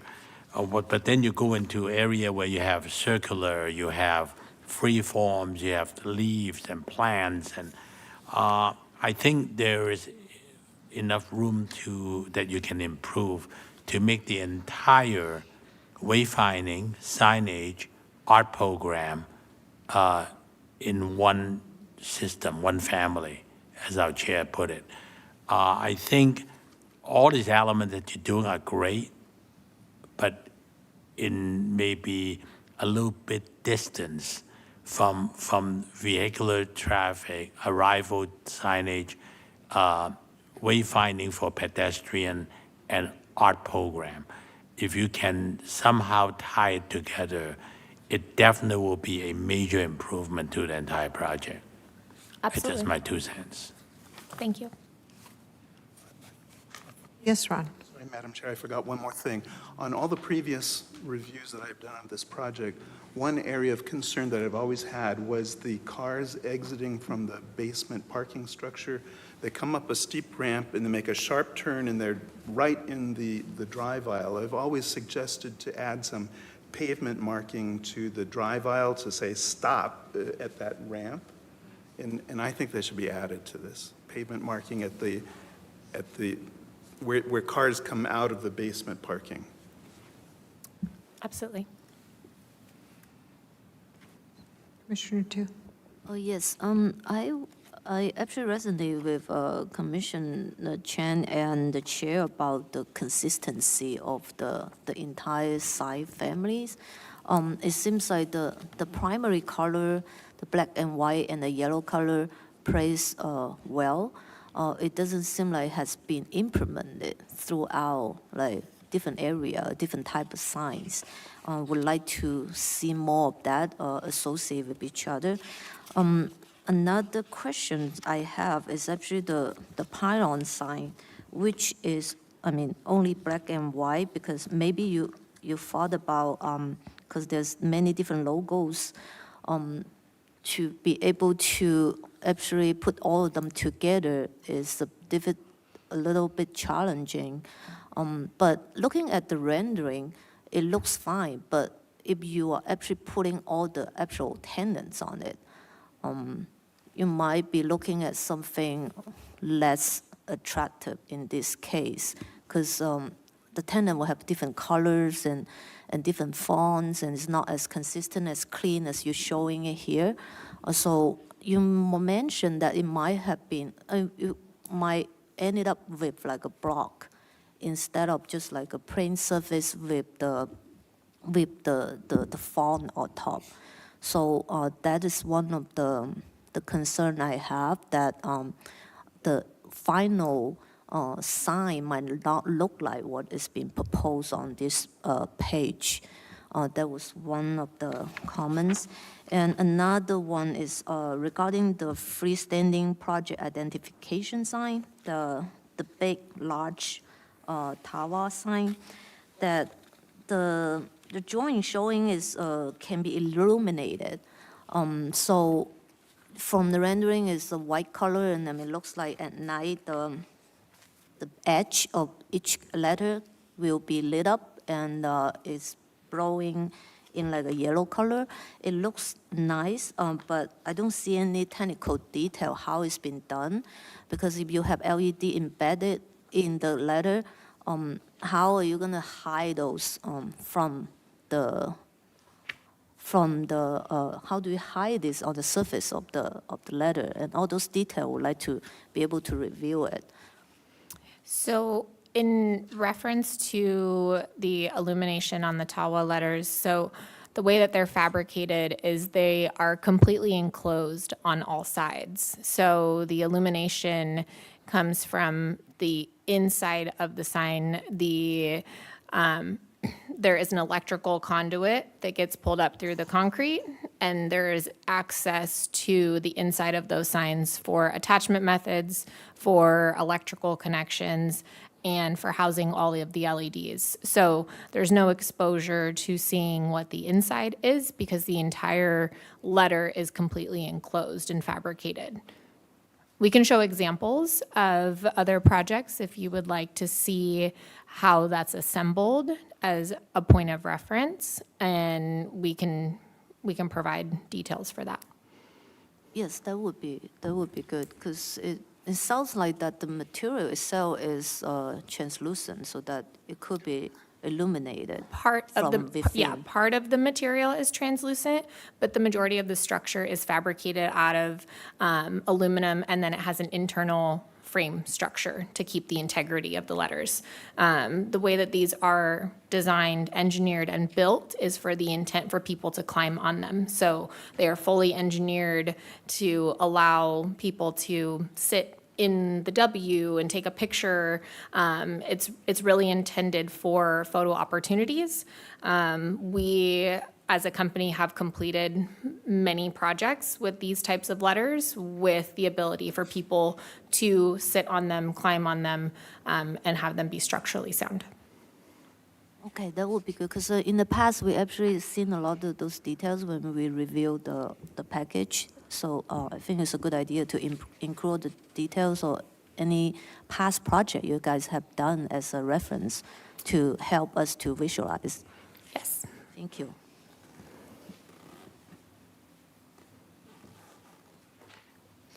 Do we have any comments from the public on this item? No public comments for this item. Okay. So it is now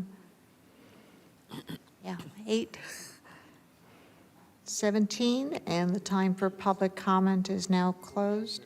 And we will deliberate here, and we'll make a decision on this. Thank you. Thank you. Commissioner Tu, would you like to start? I have one more clarification question. So that the pylon sign, are you keeping all the tenant name as the same font, same color as you show on this drawing, or you're keeping the original color and logos?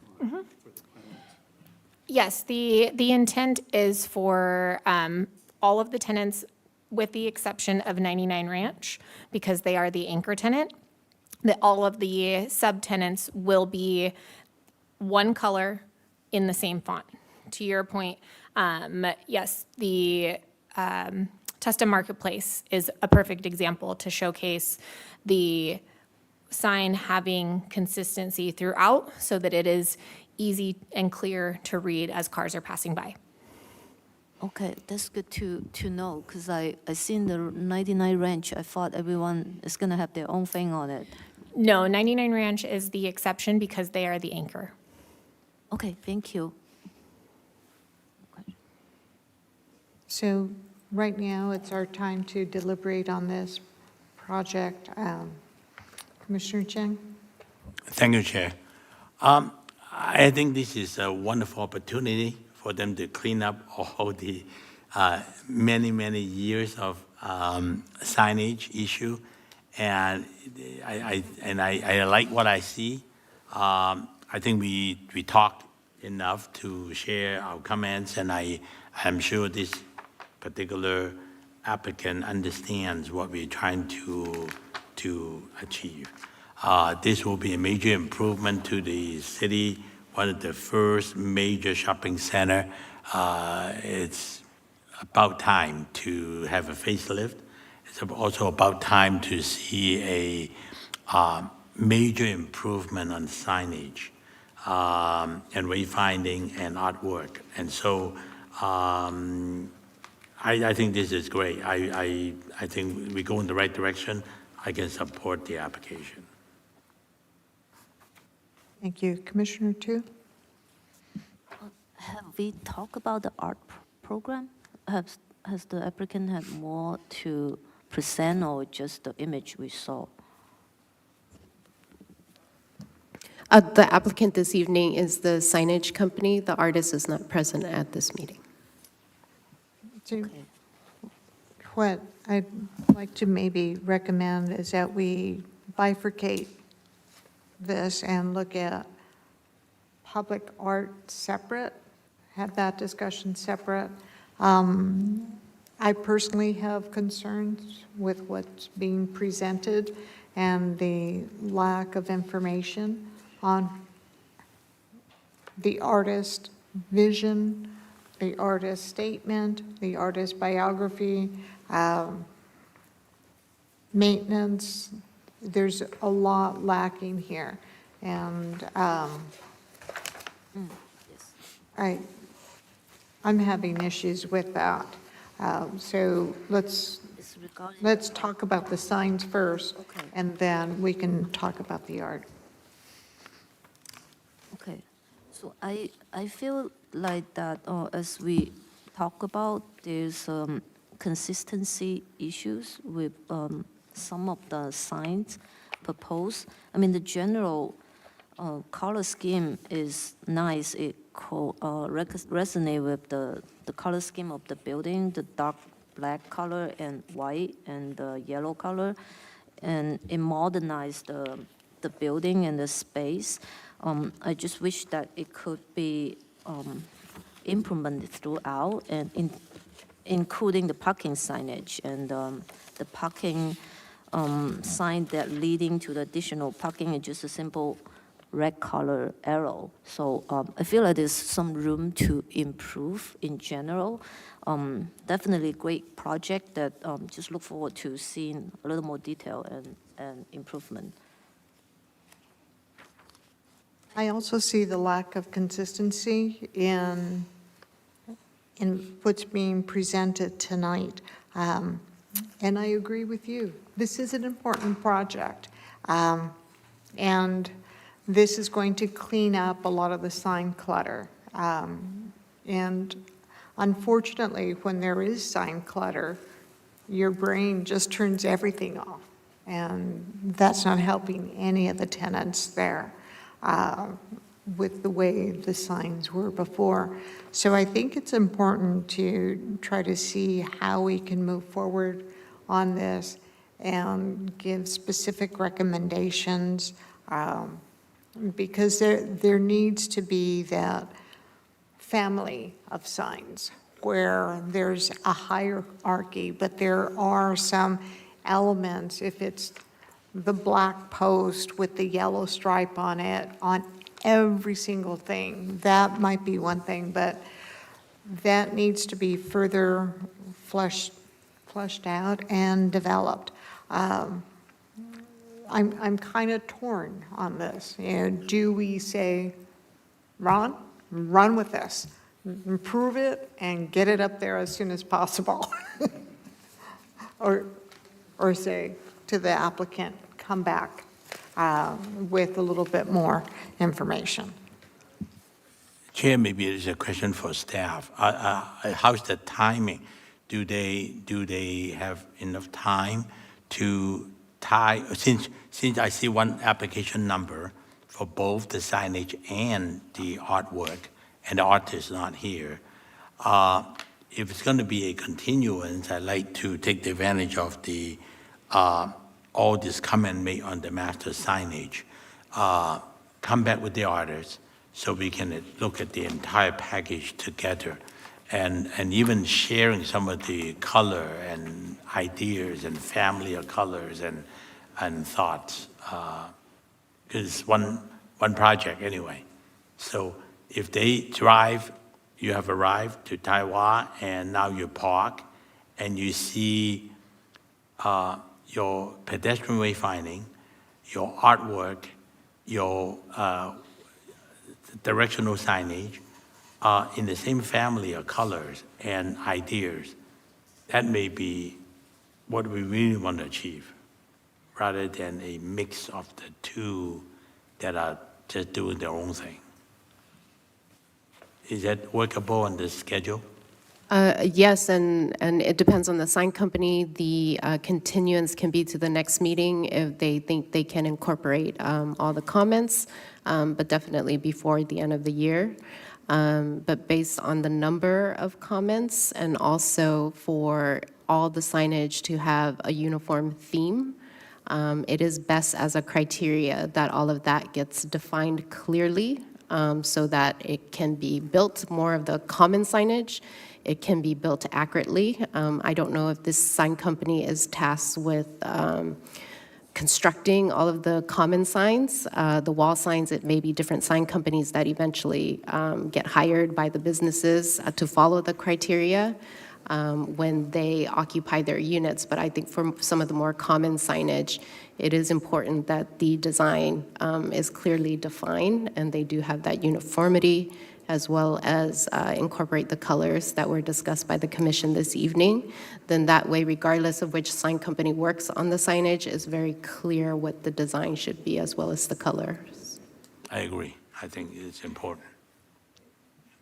And I think without having clear information on their inspiration and what colors and theme that they want to follow, it's hard, I think, as a commissioner, that it's hard to give a direct answer as, okay, put a yellow stripe on everything. That might not do it.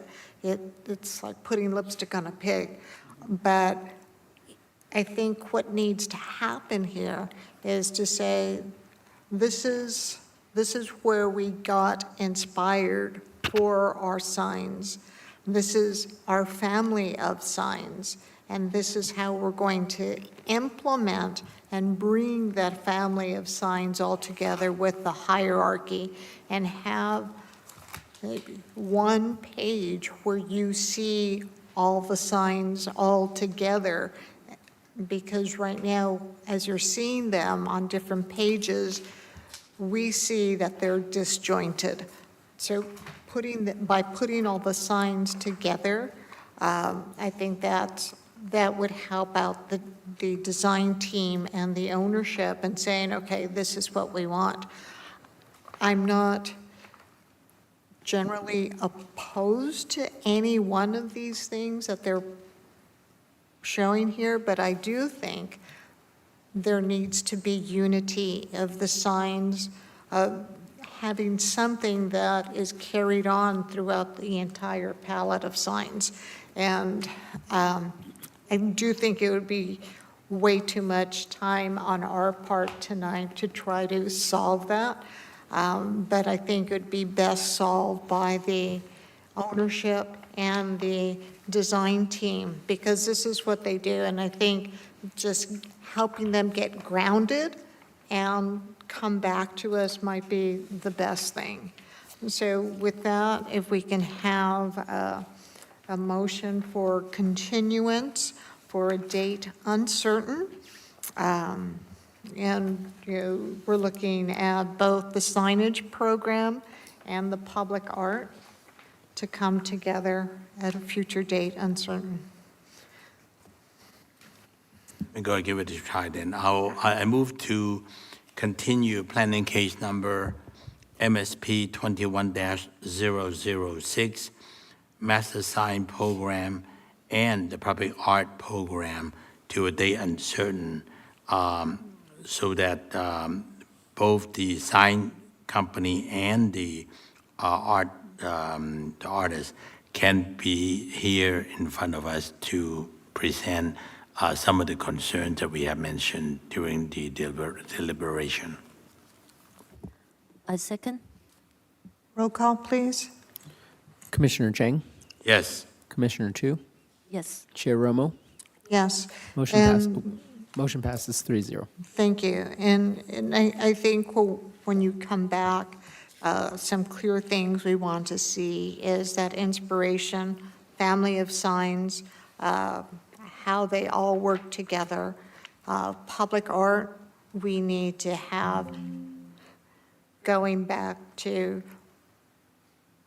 the artist statement on the artwork itself, on a little bit more biography on the artist, maintenance.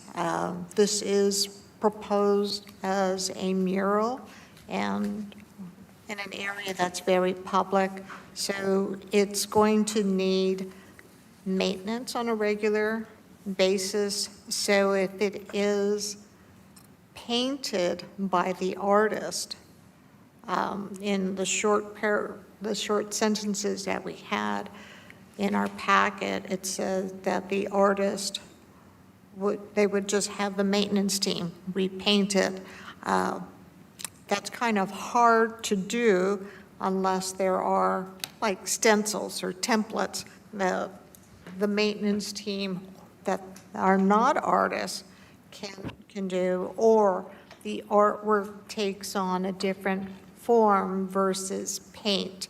And it's up to the artist to figure something out. But I think looking at maintenance issue, assuming that it's going to be tagged, if there's an earthquake or anything, that's something that art is not going to necessarily be intact. And also the type of paint. Right now, we're just looking at exterior paint. Exterior paint has a minimum of 10-year lifespan. So that's something, are we looking at a 10-year mural type of thing, or is there a special paint that's being proposed? So I think those are our key questions. Thank you. Okay. Our next item, would anyone like a break before we continue? Can we have a 5-minute break Yes. Thank you. in 2 hours? So we will have a 5-minute break and reconvene at 8:36.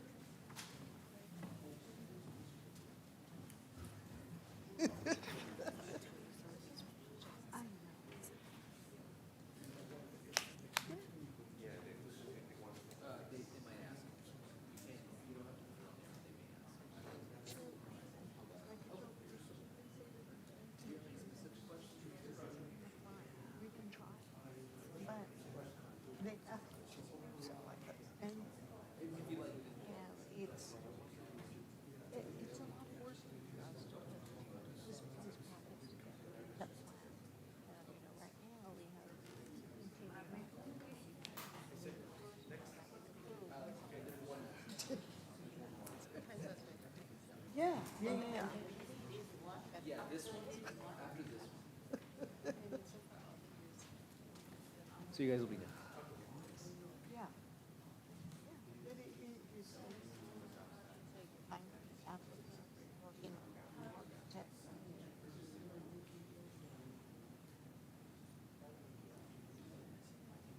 I was like looking for staff, and it's like, all right. They said,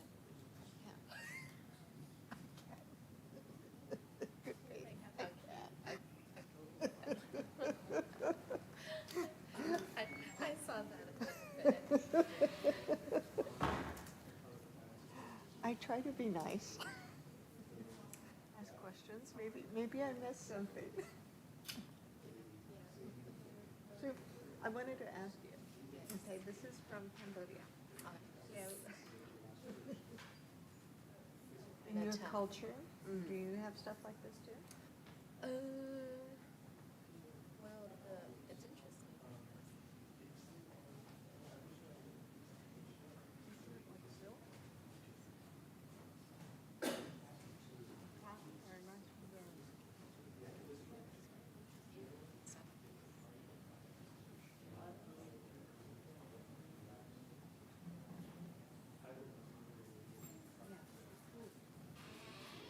Does it feel that way?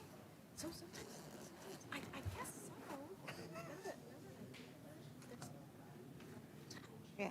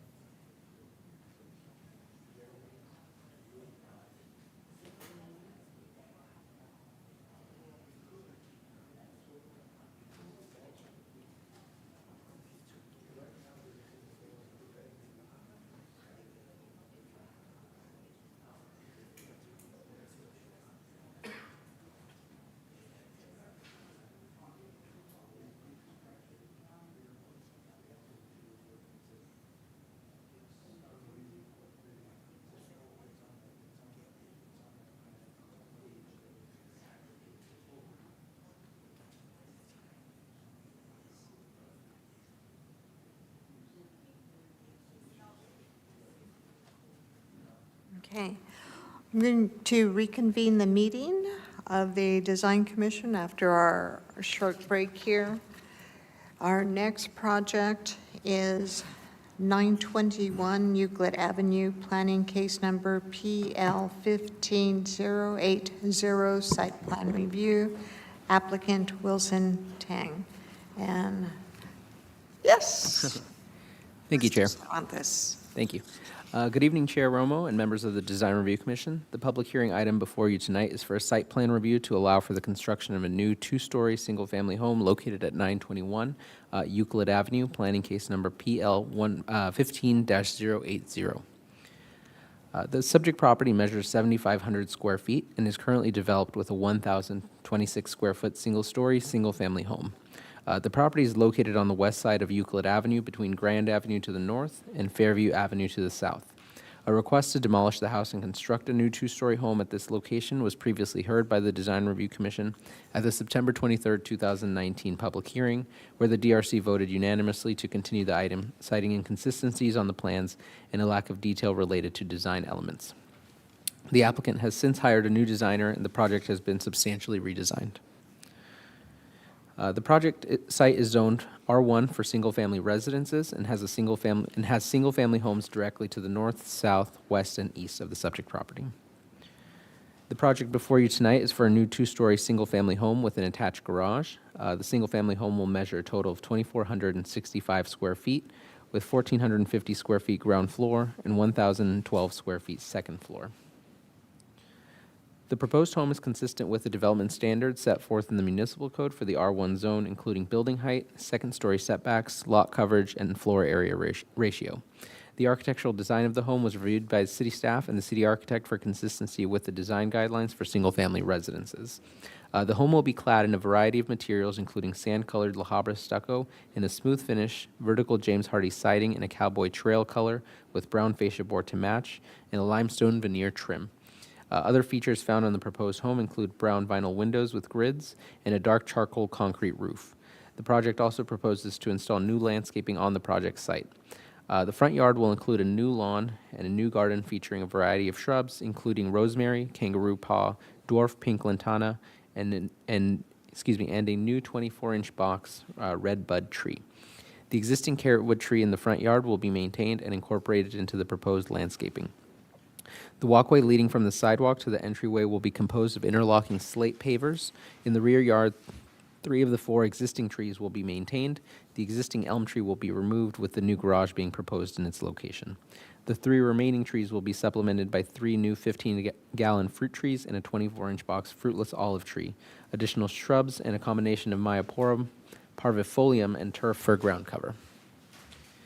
Section 153.353 of the San Gabriel Municipal Code requires a submittal of a neighborhood analysis of homes within a 300-foot radius around the project site. The analysis shall identify 1- and 2-story homes in the neighborhood. The neighborhood analysis identified 14 properties with 2-story single-family residences within a 300-foot radius. The proposed project was also reviewed for consistency with the general plan. The general plan land use designation for the subject property is low-density residential. The general plan defines this designation as primarily single-family homes on a single parcel. The proposed project is for the construction of a new 2-story home and is consistent with this general plan designation. The project also meets Community Design Goal 10.3 to create designs that live and breathe with San Gabriel's neighborhoods as they themselves live and breathe. The project was reviewed for compliance with the California Environmental Quality Act and was determined to be exempt per guideline section 15303, class 3, for new construction. On October 17th, a notice regarding the project was sent to properties within a 300-foot radius of the project site. A notice was also posted on the project site. Tonight's meeting agenda was posted at City Hall, the Post Office, and the Public Library, and was advertised in the October 17th, 2024 edition of the San Gabriel Sun. With that, staff recommends that the Design Review Commission adopt a resolution of the Design Review Commission of the City of San Gabriel approving planning case number PL15-080 for a new 2-story single-family residence at 921 Euclid Avenue, subject to the recommended conditions of approval. That concludes staff's presentation. Thank you very much. At this point, I'm going to look to my commissioners to see if they have any comments or questions for staff. Commissioner Tu? No question for staff, thank you. Commissioner Cheng? I don't have it either. My only question is, do we have images? This house was kind of brought, this property was brought back several years ago, right? So this is like the 3rd edition? I'm sorry, can you repeat that? Would be considered, I guess, the second version. Correct me if I'm wrong, Marlon. The first version was brought to the commission in 2019. 2019, yeah. And due to the comments that were provided by the commission, the property owner moved forward with a different designer. And this is a second design that is presented to the commission. And do we have images of what that was designed? No. I didn't include those on this, Okay. on this iteration, no. 2019. September 23rd. Oh, thank you.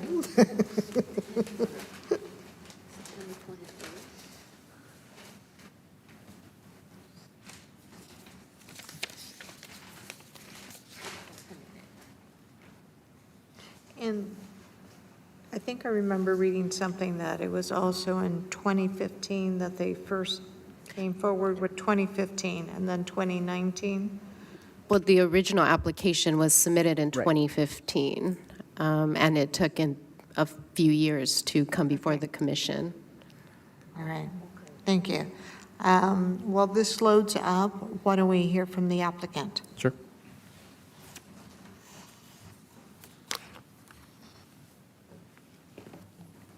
Good evening. Good evening, Commissioners. My name's Wilson Tan. I'm the designer of this project. I'm here to, answer any questions that you have and any clarification that you need to. Yes. Great, thank you. I'm going to start with Commissioner Tu. Do you have any questions for the applicant? Yes, I have a question. Looking at the image, I mean, typically, if you look at a house, you wanted to show the house, but in this image particularly, majority of the portion is given to the driveway, and also the main facade of the house is blocked by a tree. So is there particular reason for that? Well, I originally had the perspective with no trees, but the staff said I have to include the landscaping, and there are 2 trees that the landscape architect provided, so that's why part of the house is covered. Okay, understood. So I don't have other question. Yeah. Thank you. Commissioner Cheng?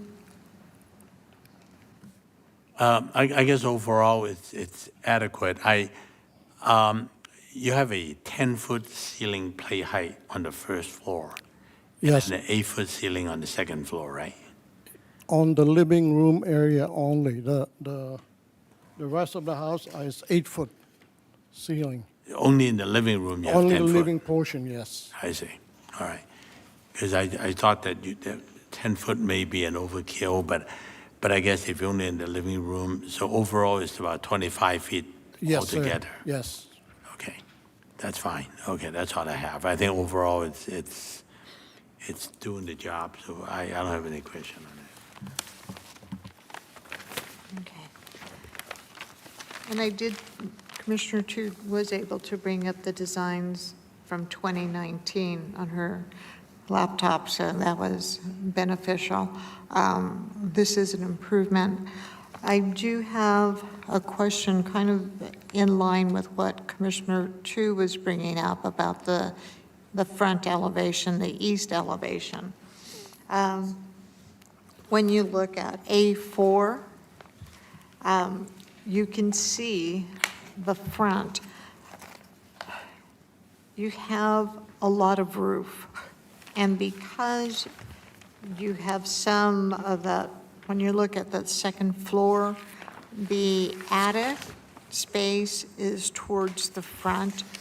There's not any windows or anything when you're looking at that frontage. Yeah, it's And it's you- a setback further, because that's, I had the previous design, it's about a couple feet away from the ground floor, and staff said, and the city architect said it's too much towards the front on the second floor. So that's why it looked like 1 story on the front, the east, elevation, and the rest of the, But what my comment is that when the first floor, there's some rhythm and balance there, even though you have different windows in your front elevation. Right. But when you look at that second floor, and even though it's pushed back, you don't have that balance. You have, and I'm looking at A4, when you look at the front, there's just a lot of roof. There's not that balance of having a structure with windows or even a phony window or some type of element to. Yeah, I added that small dormer there where the stairs are, to put some light on the stairs. And basically, yeah, the second floor starts where after the living area. That's why it's that's why you see a lot of roof there, because that's Yeah. how the design is modulated, you know. Okay, all right. Well, that's why I'm trying to ask questions to Right. get a little bit more acclimated and kind of put some of my concerns at ease. So if we don't have any other comments, yes. Commissioner Tu? Yes, I have the same concern as Chair Romo, because when you look at the rendering, because of the tree, you don't see that detail. I mean, the little windows above your staircase, and the large roof continuity of like going all the way up to the second floor, which is not necessary. That's why I have the impression of like having a large roof. Our proportion. Also, there's a limit to the height of the living. I think it's 12 feet. You cannot have more than 12 feet on a living. So it's it's hard to articulate, you know, to what I try to do here to make it look like on the front it's like a one story, but the second story it's further back, and then continue the roof all the way to the second floor. You know, that's why it looks like this. You know. Wait, so Ron, correct me if I'm wrong, is that because applicant is trying to pursue with like the Tudor style, that's why No, this large is roof? This is a French country, the style. French country, okay. Yeah, it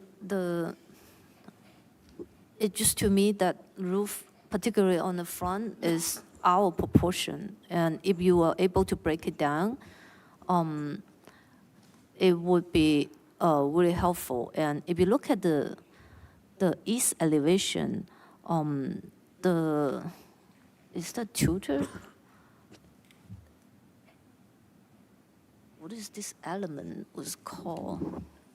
It appears to me that you're trying to bring the living room roof all the way and try to meet the second Yes. floor roof together. That's correct. And I think that's why Commissioner Tu felt that it was just having a roof line going all the way up and catching to the second floor roof. That's why you have all these huge element in the front showing the roofing only. Yes, it is complicated in a way, and I mean, it looks like a modern technique, but is implemented in a traditional style. So that's why I was not really understand Right there. the design and intent of it.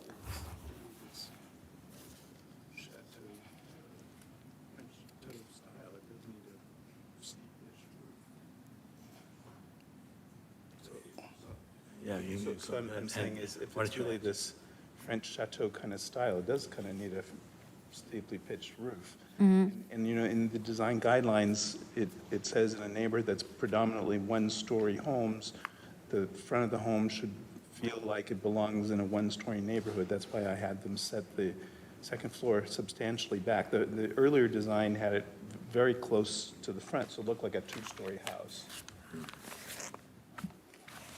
Yeah, I think the volume setback helps, and it seems a bit put together to me that on one hand you want to have a style that calls for a large roof, but at the same time you have to push the volume back, and that is the conflict here. So I mean that's my comment. I really have concern on this detail, but yeah. And also, I think there is the roof line. The roof line.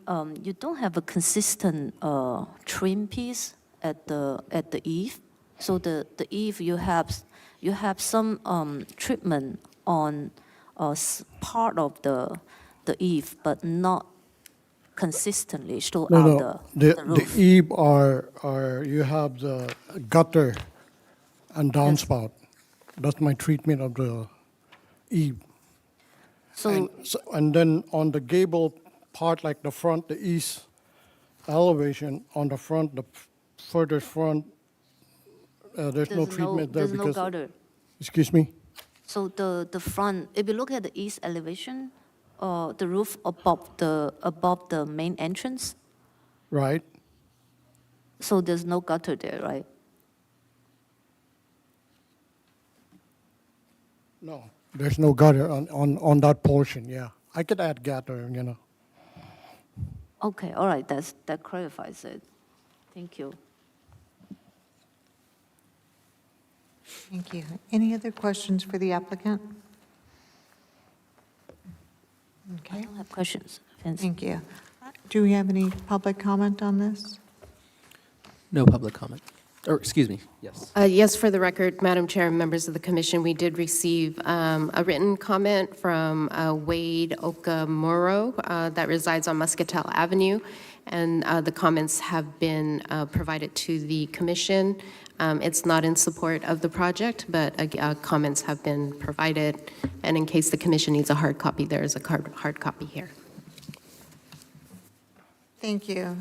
We do have the comment, and I'd like to, first of all, thank Mr. Karamuro for submitting something online. Does staff have any comments to address his concerns? Yeah, so just for reference, the comment is regarding the landscape plan showing a 4-foot pony wall in the front yard along the shared property line. I have since clarified with the architect that that was a discrepancy between the landscape plan and the site plan. The site plan does not show the wall, and no wall will be installed in that location. Thank you. And thank you, Mr. Karamuru, for submitting your comments so we can clarify that. At this time, it is 8:55, and time for public comment is now closed, and it's our turn to deliberate and discuss this project. Commissioner Tu, would you like to start? I think overall the design is an improvement from the last submission. I just have concern over this little area that above the staircase. It seems unnecessarily complicated in a way, so that I think maybe by simplifying it, it would be enforce the overall style of the house. That's my comments. Thank you. Thank you. Commissioner Cheng? Well, consider the home has been in front of us since 2019. It took a long time to get to where we are, and I don't have any big problem with it. If the property owner really would like to build that home, I would just go along with whatever they got so far. And I think if the architect understands some of your concern, Commissioner Tu, is to make sure that all these gutters and proper details are being provided in the right place, I think it will probably be fine. It will not be detrimental to the neighborhood. So I can support the project as presented. Thank you. Ron, do you have any other comments on this? No, Madam Chair, just this rendering is an improved rendering over what they had previously, because before it was very unclear. It just looked like there was one driveway that belonged to the neighbor. So I think this explains the driveways better. That's all. Okay. With hearing all the explanations and the discussion on the roof line, I think I still have some concerns on that. It looks fine with the trees, but those trees are going to start off small, and it'll take a while to get there. And when you're bringing something of this size to the neighborhood. You want to really look at enhancing the neighborhood. And even though it is an improvement of what was done in 2019, I have to honestly say, I like every other elevation except the front elevation. And I think that needs to kind of be addressed. How can you fix that? I'm not a trained architect, so yes, Ron.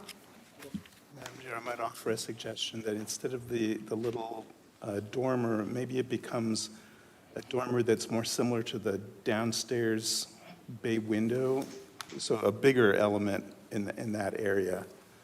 So it's, you know, more of a bigger feature instead of just that little square window and the little dormer. So I could work with them on an alternative.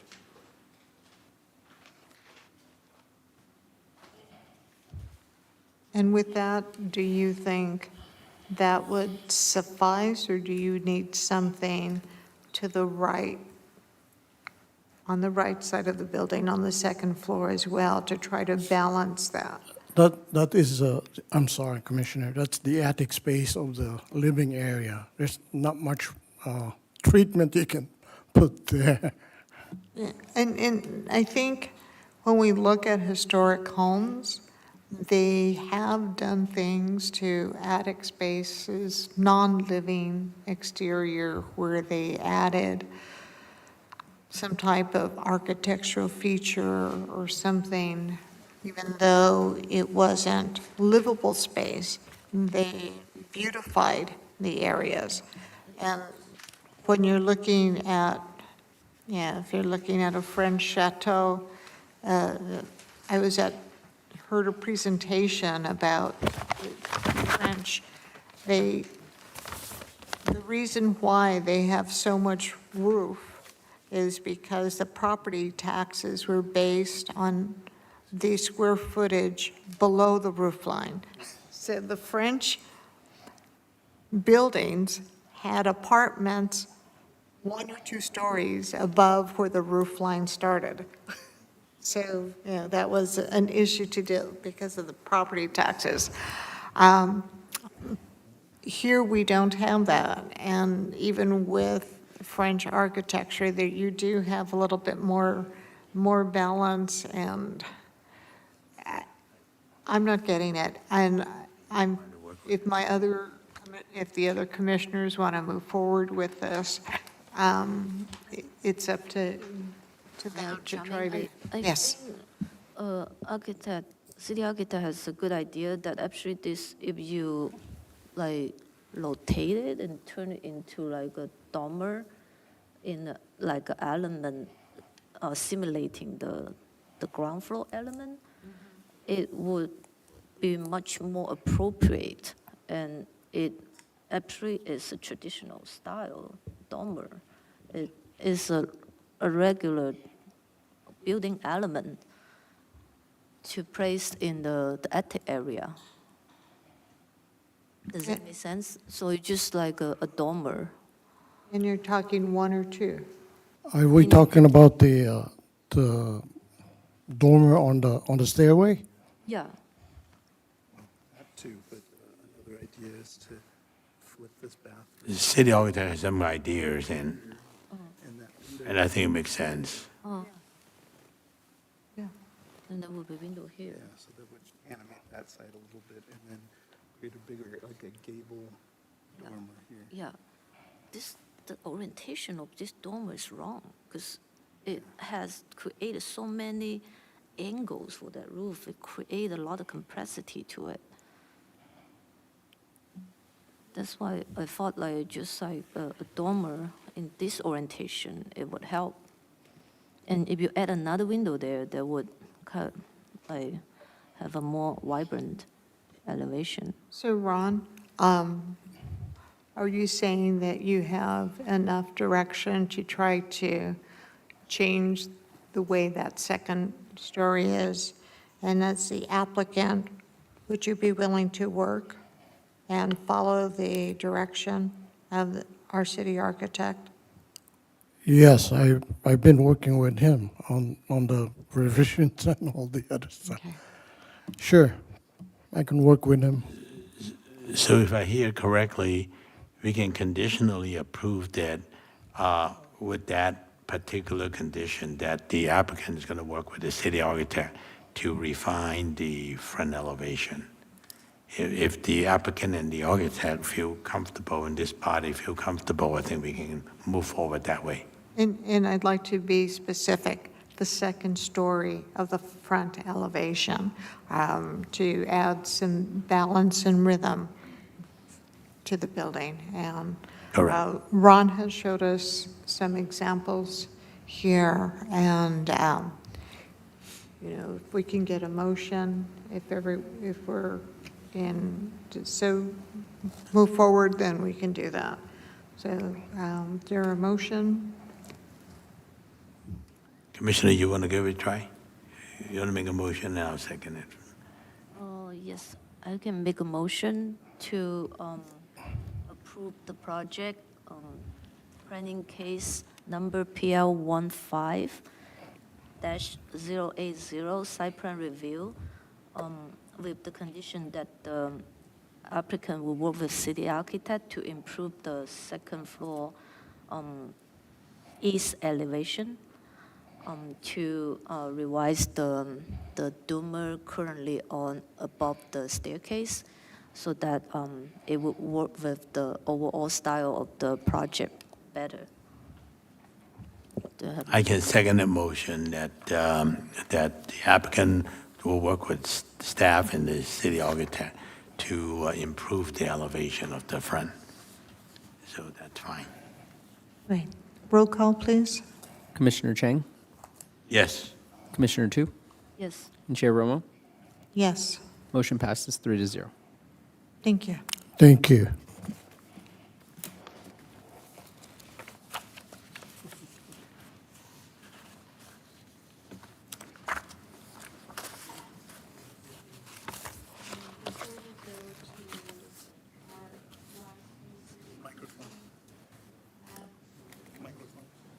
Before we go to the last case of the evening, is it official? Did the Dodgers win? Yes, the Okay, Dodgers won thank you. 4-0. Thank you. Thank you for that little meeting interruption with the good news.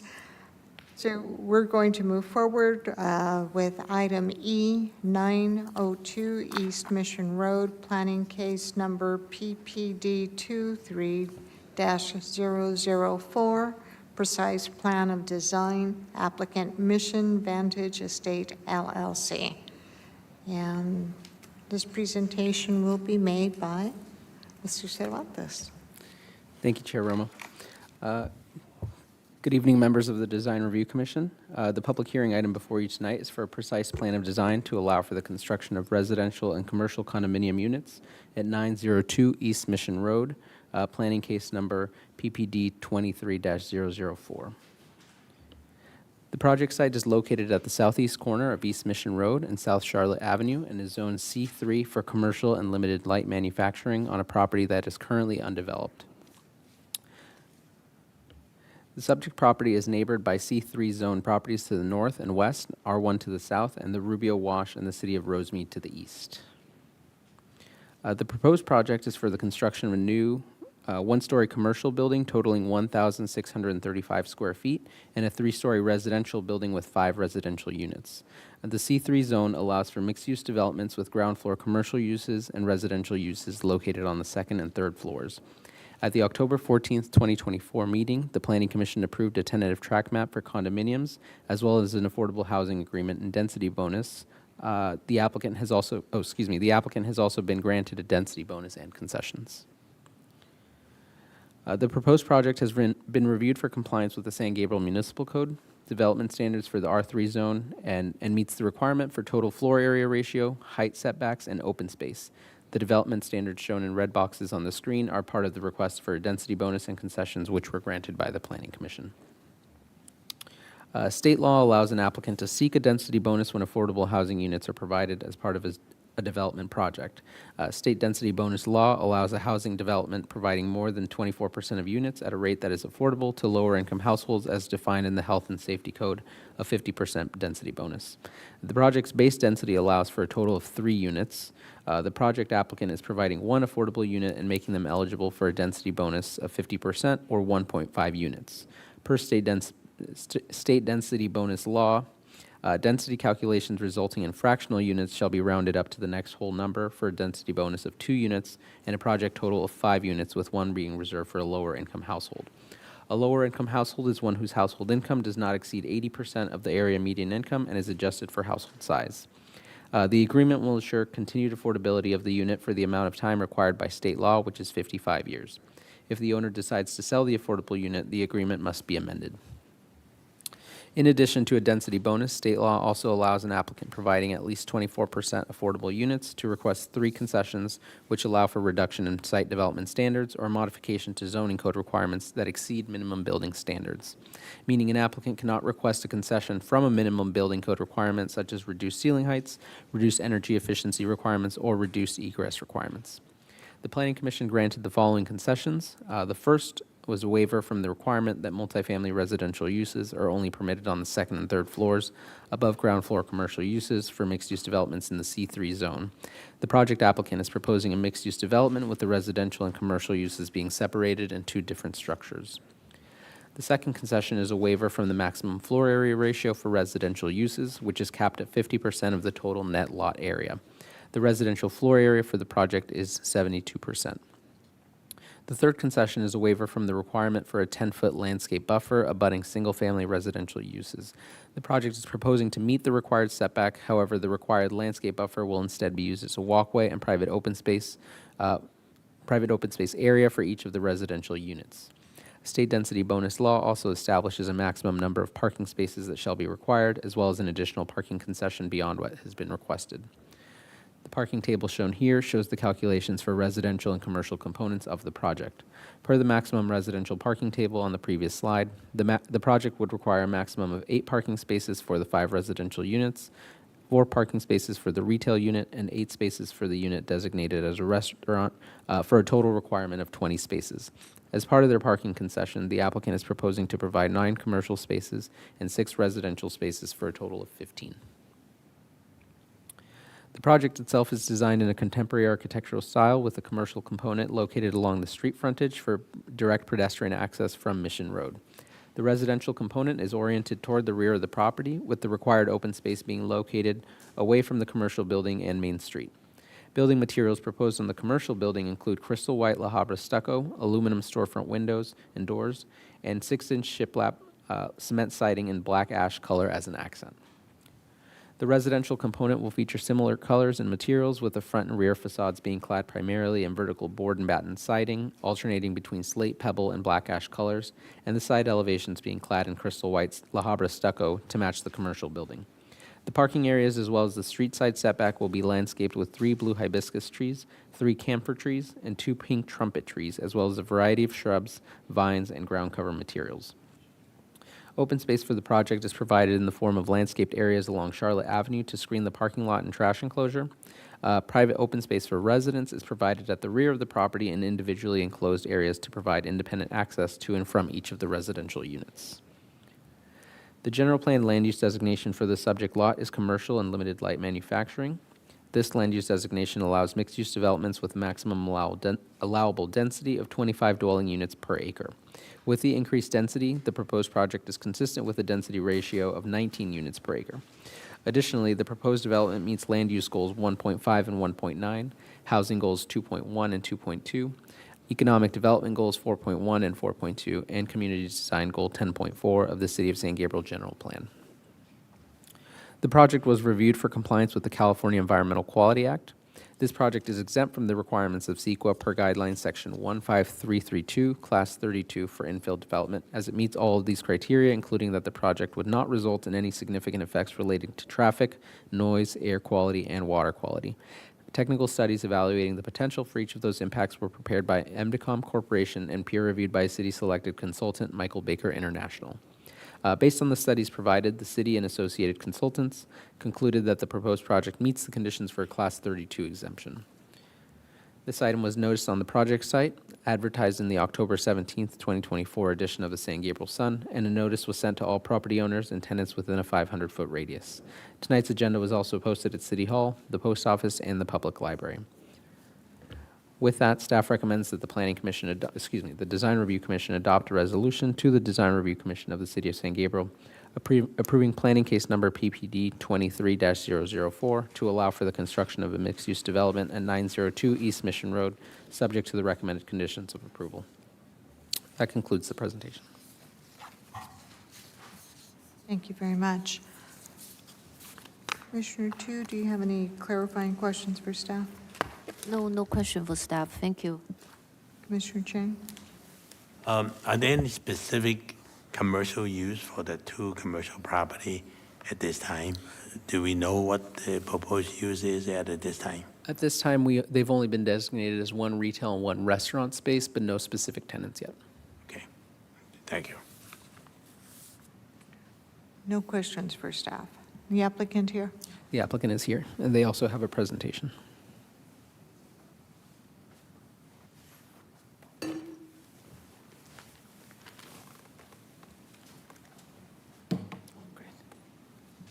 Good evening. Good evening.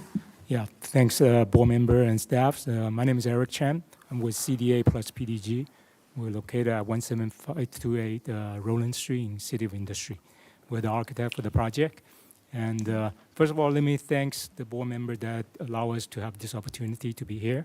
And then I also have to thank the staff have worked diligently with us all this time to bring the project to this stage. The staff already done a really good summary, so I'm not going to go over to the detail, but I will probably walk you through our plans, so maybe it's easier for you to review. This is just a basically contextual aerial map that it shows that in our area, we're actually at the eastern border of the San Gabriel. Beyond the Rubio Wash to the east is basically Rosemead, and it's zone R1. And to the west side of the Mission Road, basically we have majority of single-family residents, and with the kind of older commercial development along the Mission Road. Okay, so with that, so the concept that we have is that since this has a mixture of commercial and residential, we're proposing two separate buildings, and we place the commercial building that's fronting the Mission Road. And we're having a separate residential building to the back, about 15 feet away from the property line. And then that also act as a buffer from the commercial to the single-family residence to the south. Okay. And let me go through the plan a little bit. On your right side is the first floor plan. And for the commercial building, because of our property line, we have a really curved corner and then slanted property line. So our design basically is kind of stepped design, and actually kind of actually adds some character to the building. So it casts a lot of shadow line, and also have some opportunity for pockets of landscape fronting the Mission Road. And the residential building in the back, we divide into 5 townhome units, with 4 smaller units in the fronting the Charlotte Avenue, and the larger units in the back. Okay, the first units that facing the Charlotte Avenue will have the entrance facing the street, so you give a little better street presence, and the rest of it will have access from the south. We have a walkway, and then they will go through a private yard. Then they go into the interior. All the units in the back has similar kind of layout. Basically, we have the ground floor, we have the garage and the entrance, and then on the second floor on the left side, which is the second floor, basically is all the living area. You have the living room, dining room, kitchen, powder room, and then the third floor basically is housing the bedrooms. Okay, so the 4 units that's closer to the street, they are smaller units. They have 2 bedrooms They're about 1,100 square foot each. The last unit is a little bit larger. It's about 1,600. Has 3 bedrooms. And as far as the look, basically we're trying to bring a little bit more modern kind of style to this area to kind of give a real kind of fresh looking into this this area. And but you know, since we have 2 buildings, so we do want to have the 2 buildings that look harmonious, but yet a little bit different with different elements because they're different kind of use. One is being commercial, one is being residential. So they are using many of the same vocabulary. It's a contemporary design and very crisp line. And the material is pretty uniform that both building has basically white stucco as a base, and then with a cement board, dark cement board as an accent. And so, but that, then you can't kind of diverge, or it's the front building, we have flat roof, has a aluminum storefront. And when we go to the residential building, we start introducing a lot of gable roofs and more articulate the window division to give a kind of home look. And also, I think this present a very nice transition from more industrial, commercial look to a more residential, and then further to go to the southern single-family homes. So with that, and this is the elevation and material board that's included in the package, and this is the elevation and material board for the residential. So with that, I kind of just quickly walk through the plan, and I'm here available for you to ask any question. Great, thank you very much. Commissioner Tu, would you like to start? Yes. Hi, I do have a couple questions. So in regarding the color scheme of the project, are we only looking at black and white? Yes, it's basically black, white, and little gray, yes. Because in the material board page, the stucco, and actually there's a couple like beige color there. Is that something you're proposing? Or? No, I think that's that part I have to apologize. I think it's a little bit confusing.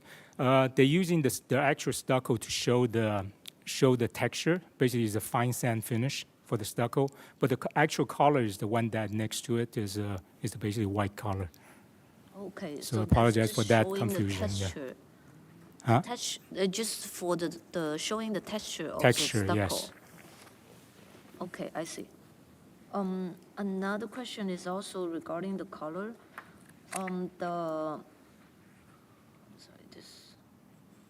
The entry door. The door showing on the material board and the rendering is showing as a black color, but the description of the material is actually white. Yeah, sometimes we didn't. So actually, there's both black and white. The unit that faces the street, that one, because it's set in the darker siding, so that one has a white door. But the units that faces the back, the south, those have the black doors.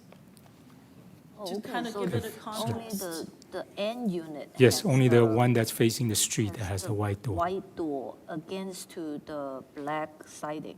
Yes. Yes. Okay, all right, thank you. By the way, there's another question. I do see the window detail at the corner unit is different from other units, and there's no material specified for that. There's a box frame surrounding the windows at the end unit Is she talking about the on pop the out? east elevation. Yeah, that will just be a kind of like a trim. So basically, we can produce that with like wood. And Is it's a just going to wood be frame painted. or a metal No, frame? I think it was is a foam that you're talking about the pop out border, At the right? corner of the building, Yeah. yeah. Yes, there's the only the thought end we unit show on shows the- that the- window Yeah, I detail. thought we show on the is a foam, isn't it, on the section, on the drawing section? that's on your blueprint.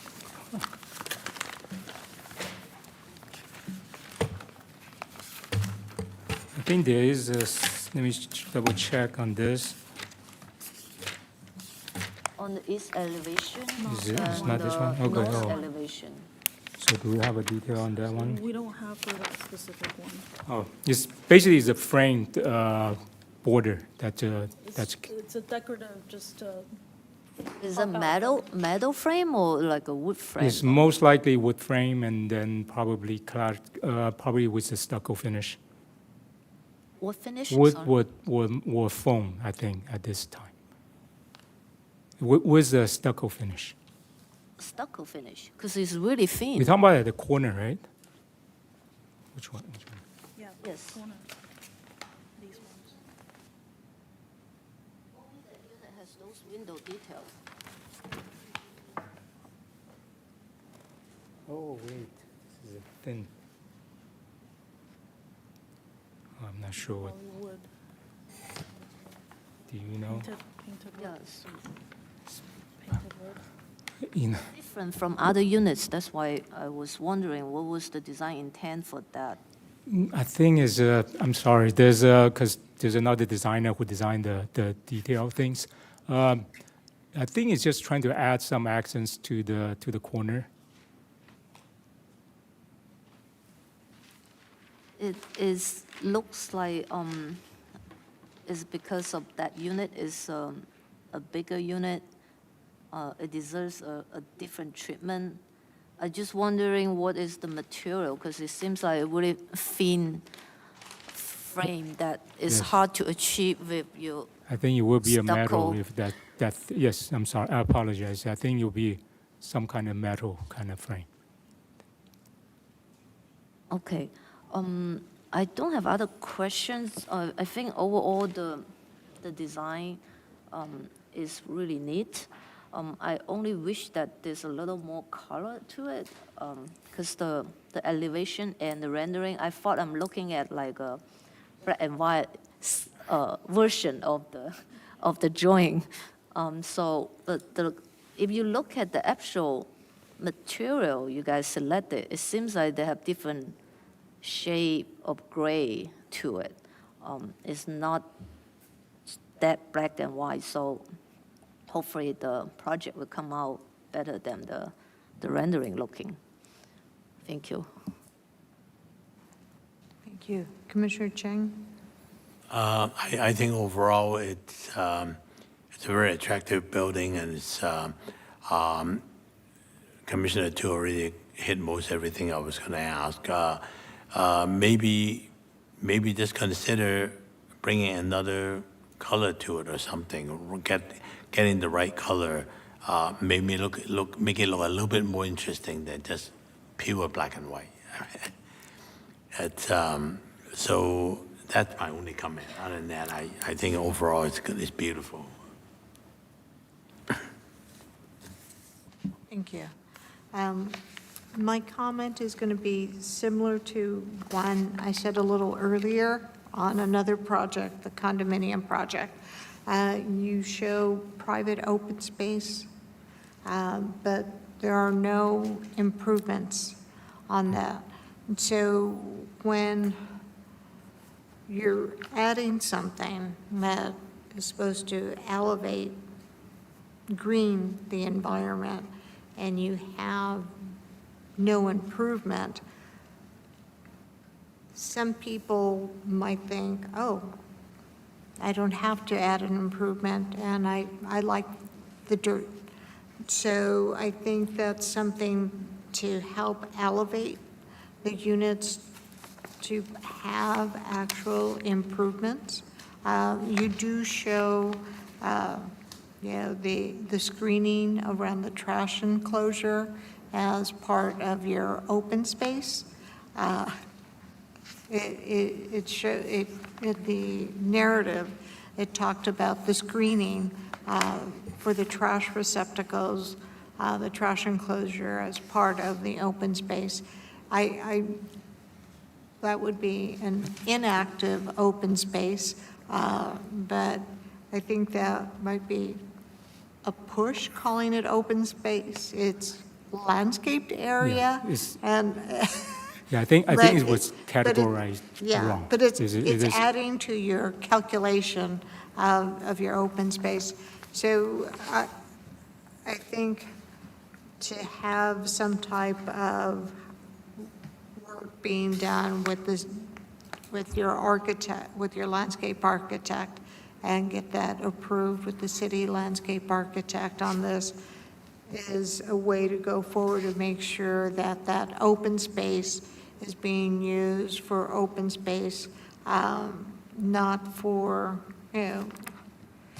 people can get very creative as for what they, what they put in bare land. So I think the more you do for that, since you are getting open space and green credit for that, that it should be improved as green. I think I need to kind of clarify this. Actually, our It is green. It is landscape area. is the lands. Yeah, I think the category is wrong. Actually, our open space is met with the private open space. They will require 100 square foot per unit. We actually provide 127. So that should be categorized as landscape. There's a landscape requirement for the parking area. So that is actually supposed to be in the landscape area rather than open space. But it's not shown here in the plan, so Yeah, I, yeah, I I'm understand just the going by the- what the plans say at Yes, this yes. point. I apologize for Okay? that. And also, let me explain that as far as the private open space, keep it raw. Actually, we're definitely okay to improve it. That's fine too. But there's a lot of the typical condo. What they do is for the private one, they leave it open, so they have the owner has their own discretion of how they want to improve that.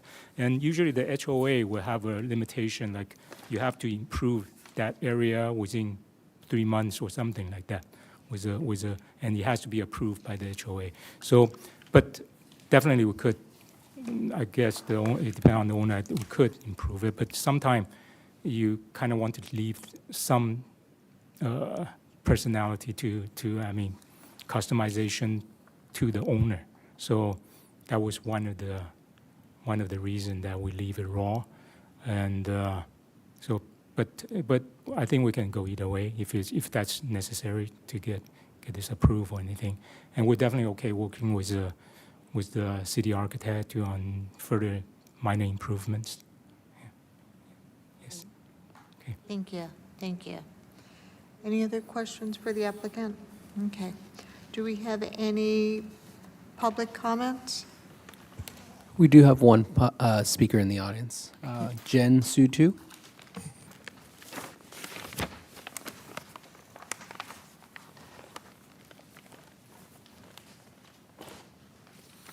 Good evening. Good evening, 3 Commissioner. minutes, okay? I'm against this project. I'm a neighbor in a walking distance from this. And this lot was a single-family house before. And it torn down a few years ago. And the whole neighborhood right there, most of them are single-family. And let alone they're 3-story. There's no 3-story at all. And look at the project, what they have. And they don't have setback. They don't have the proper setback. They don't have green. They don't have enough parking. They're going to pull out all those people on street, to park on street. And, okay, and also the zoning. I think they're not on the right zoning. Okay, say this is a R3. If this is R3, the most they can build is 3 units. They're going to have 5 units over here. So, I mean, like, you might have a state law and say, whatever, but it still doesn't meet the state law. So what they have in there is exceeding the zoning and exceeding the state law.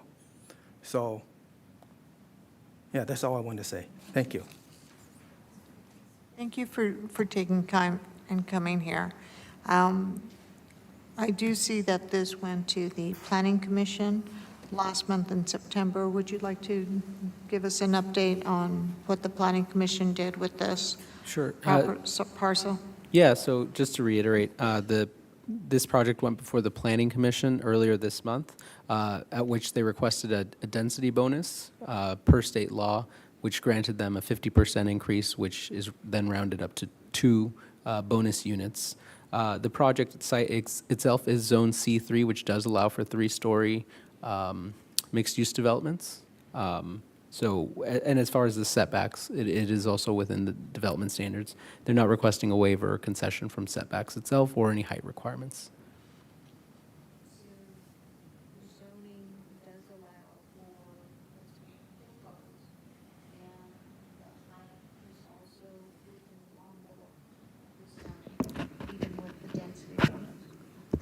Thank you. So I'll repeat that. The zoning allows for the 2 uses as being a commercial district, and residential is allowed, and the height is also allowed as per the zoning code. Correct, yes. The concessions they've requested have been to separate the uses. The mixed use, for mixed-use developments in the C3 and C1 zone, it's required that residential units be located directly above commercial units. One of the concessions was that they be able to separate those units, or those 2 uses. The other concession was for a landscape buffer in the rear, which they're reducing the landscape buffer but still meeting the required setback. They're also requesting a waiver from, well, they're also granted a concession from the parking requirements as well. Okay. All right, thank you. Any other public comment? No other comments. Okay. So it is now 9:34, and the time for public comment is now closed. With that, it is our turn to deliberate and discuss this project. Commissioner Tu, will you like to start? Yes, I do have one thing wanted to add to the concern about the lacking of parking. Well, it appears that 4 out of the 5 units has the opportunity to do tandem parking inside the unit. Although it's proposed 1 parking space for each unit, but I mean, with the room reserved as the parking garage, I mean, most owners will likely just park 2 cars there. So if they have guests coming in, they might just park behind the other car. So I think that is one of the the design has addressed to the reduction of parking. So that is that's what I would like to add to it. On the other hand, I think we had have a consent that the design is pretty good, and I just wish the color scheme is a little more vibrant instead of only black and white. I also visited the last unit, the corner unit that has different window treatment. I want to remind the architect to actually to double check if that's really a true design intent or just an error done by different designers to maintain the integrity of the project. So that's my comments, and I think I am ready to approve the project. Thank you. Ron? Thank you, Madam Chair. The tandem garage situation, because I brought that up as well. So the issue there is if you used the city standard tandem garage, it's not long enough.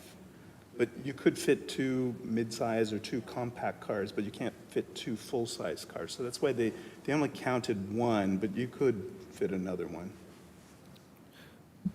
And just to add to what Ron was saying, tandem parking was something that was proposed early on, except it's not explicitly allowed in this zone as part of mixed-use developments or multifamily developments.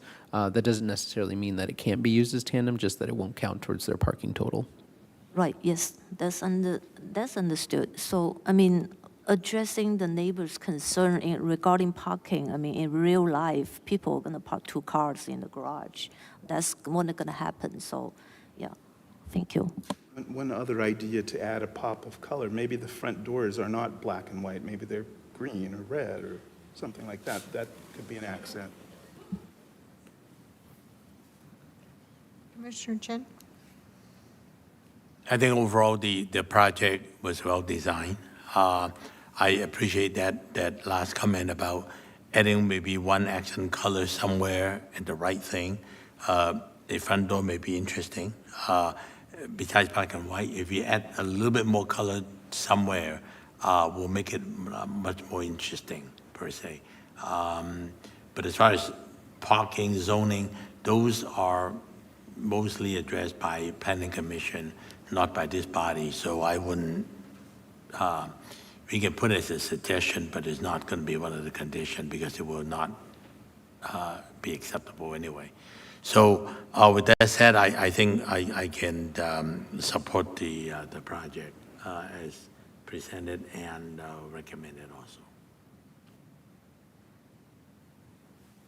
This has been an empty lot for a significant amount of time. I've been in the city a while, and I don't remember seeing a house there for at least 20 years. Staff looked up the street view, I think since 2007. Okay, 2007. It seems longer. That's as far back as it goes, I Yeah. think, the street view. When you look at areas that are kind of blightish, this is one of those corners. And I think that the design, when we look at how they look, because it is a small site, and they, by not having mixed use above one another, they've segregated it, and they've kept the different uses, and it goes well together. The back doesn't mimic the front, but it does have modern components, and it does have that black and white color scheme. So, this is something where you can see they're related, but separate.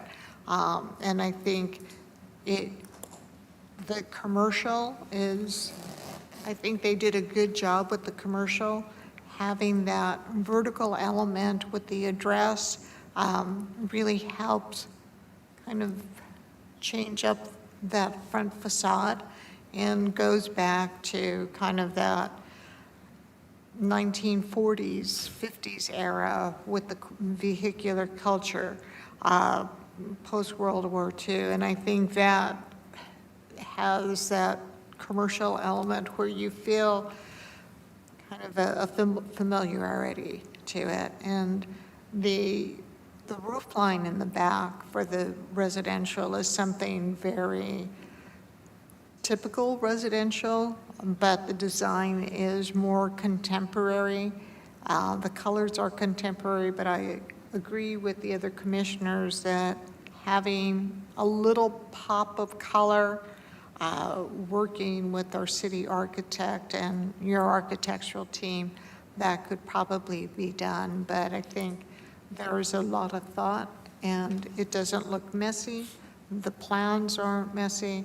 I would like to add that looking at that private space, if you talk even pavers and some lawn, because it'll help you with the HOAs down the line, because it can be a matter of friction if people don't do something in a timely manner or what have you. But you're going to, if you have some type of basic improvement in that private open space, it'll help sell the units much better. And for your HOA, it's something, okay, you have to maintain this at a bare minimum. You can add more or change it with whatever approvals, but I do think it's important,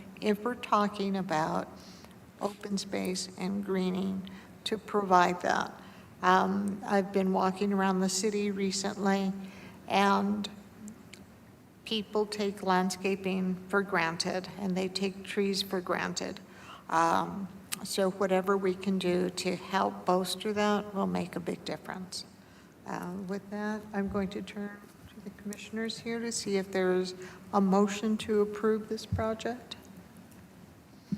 Let me give it a try. I'd like to approve planning case number PPD 23-004, precise plan of design, with this addition only for the applicant to consider working with the city architect to improve on maybe pick up another color to make the building a little bit more vibrant, and also improve the private open space improvement per Chair Ramos' recommendation. That would be my motion. A second? All right, roll call, please. Commissioner Chang, Yes. Commissioner Tu, Yes. Chair Romo. Yes, Motion passes 3-0. thank you very much. Thank you. Next, we have comments from our planning manager. No comments, Chair. No comments? Commissioner comments? Anyone? No comments. Commissioner Chang? I just, on the record, I have moved to a different address soon, within a week or so. So I will forward the information to staff so you can deliver the material to the new place. Still in San Marino, about 2.5 blocks away, so it's still there. All right. My only comment is next Tuesday is an important day. Please, everyone vote. Vote your preference. I'm not going to tell you how to vote or who to vote, but everyone, it's our duty and a privilege to vote. So please vote. And I won't be here in November, but hopefully you'll have a quorum. And I know the holidays are approaching, so figuring out the schedule, it should, hopefully we can work something out so we have quorums moving forward, since we had items that are continued. So that's my only comment. With that, we will adjourn. It is now 9:45, and we will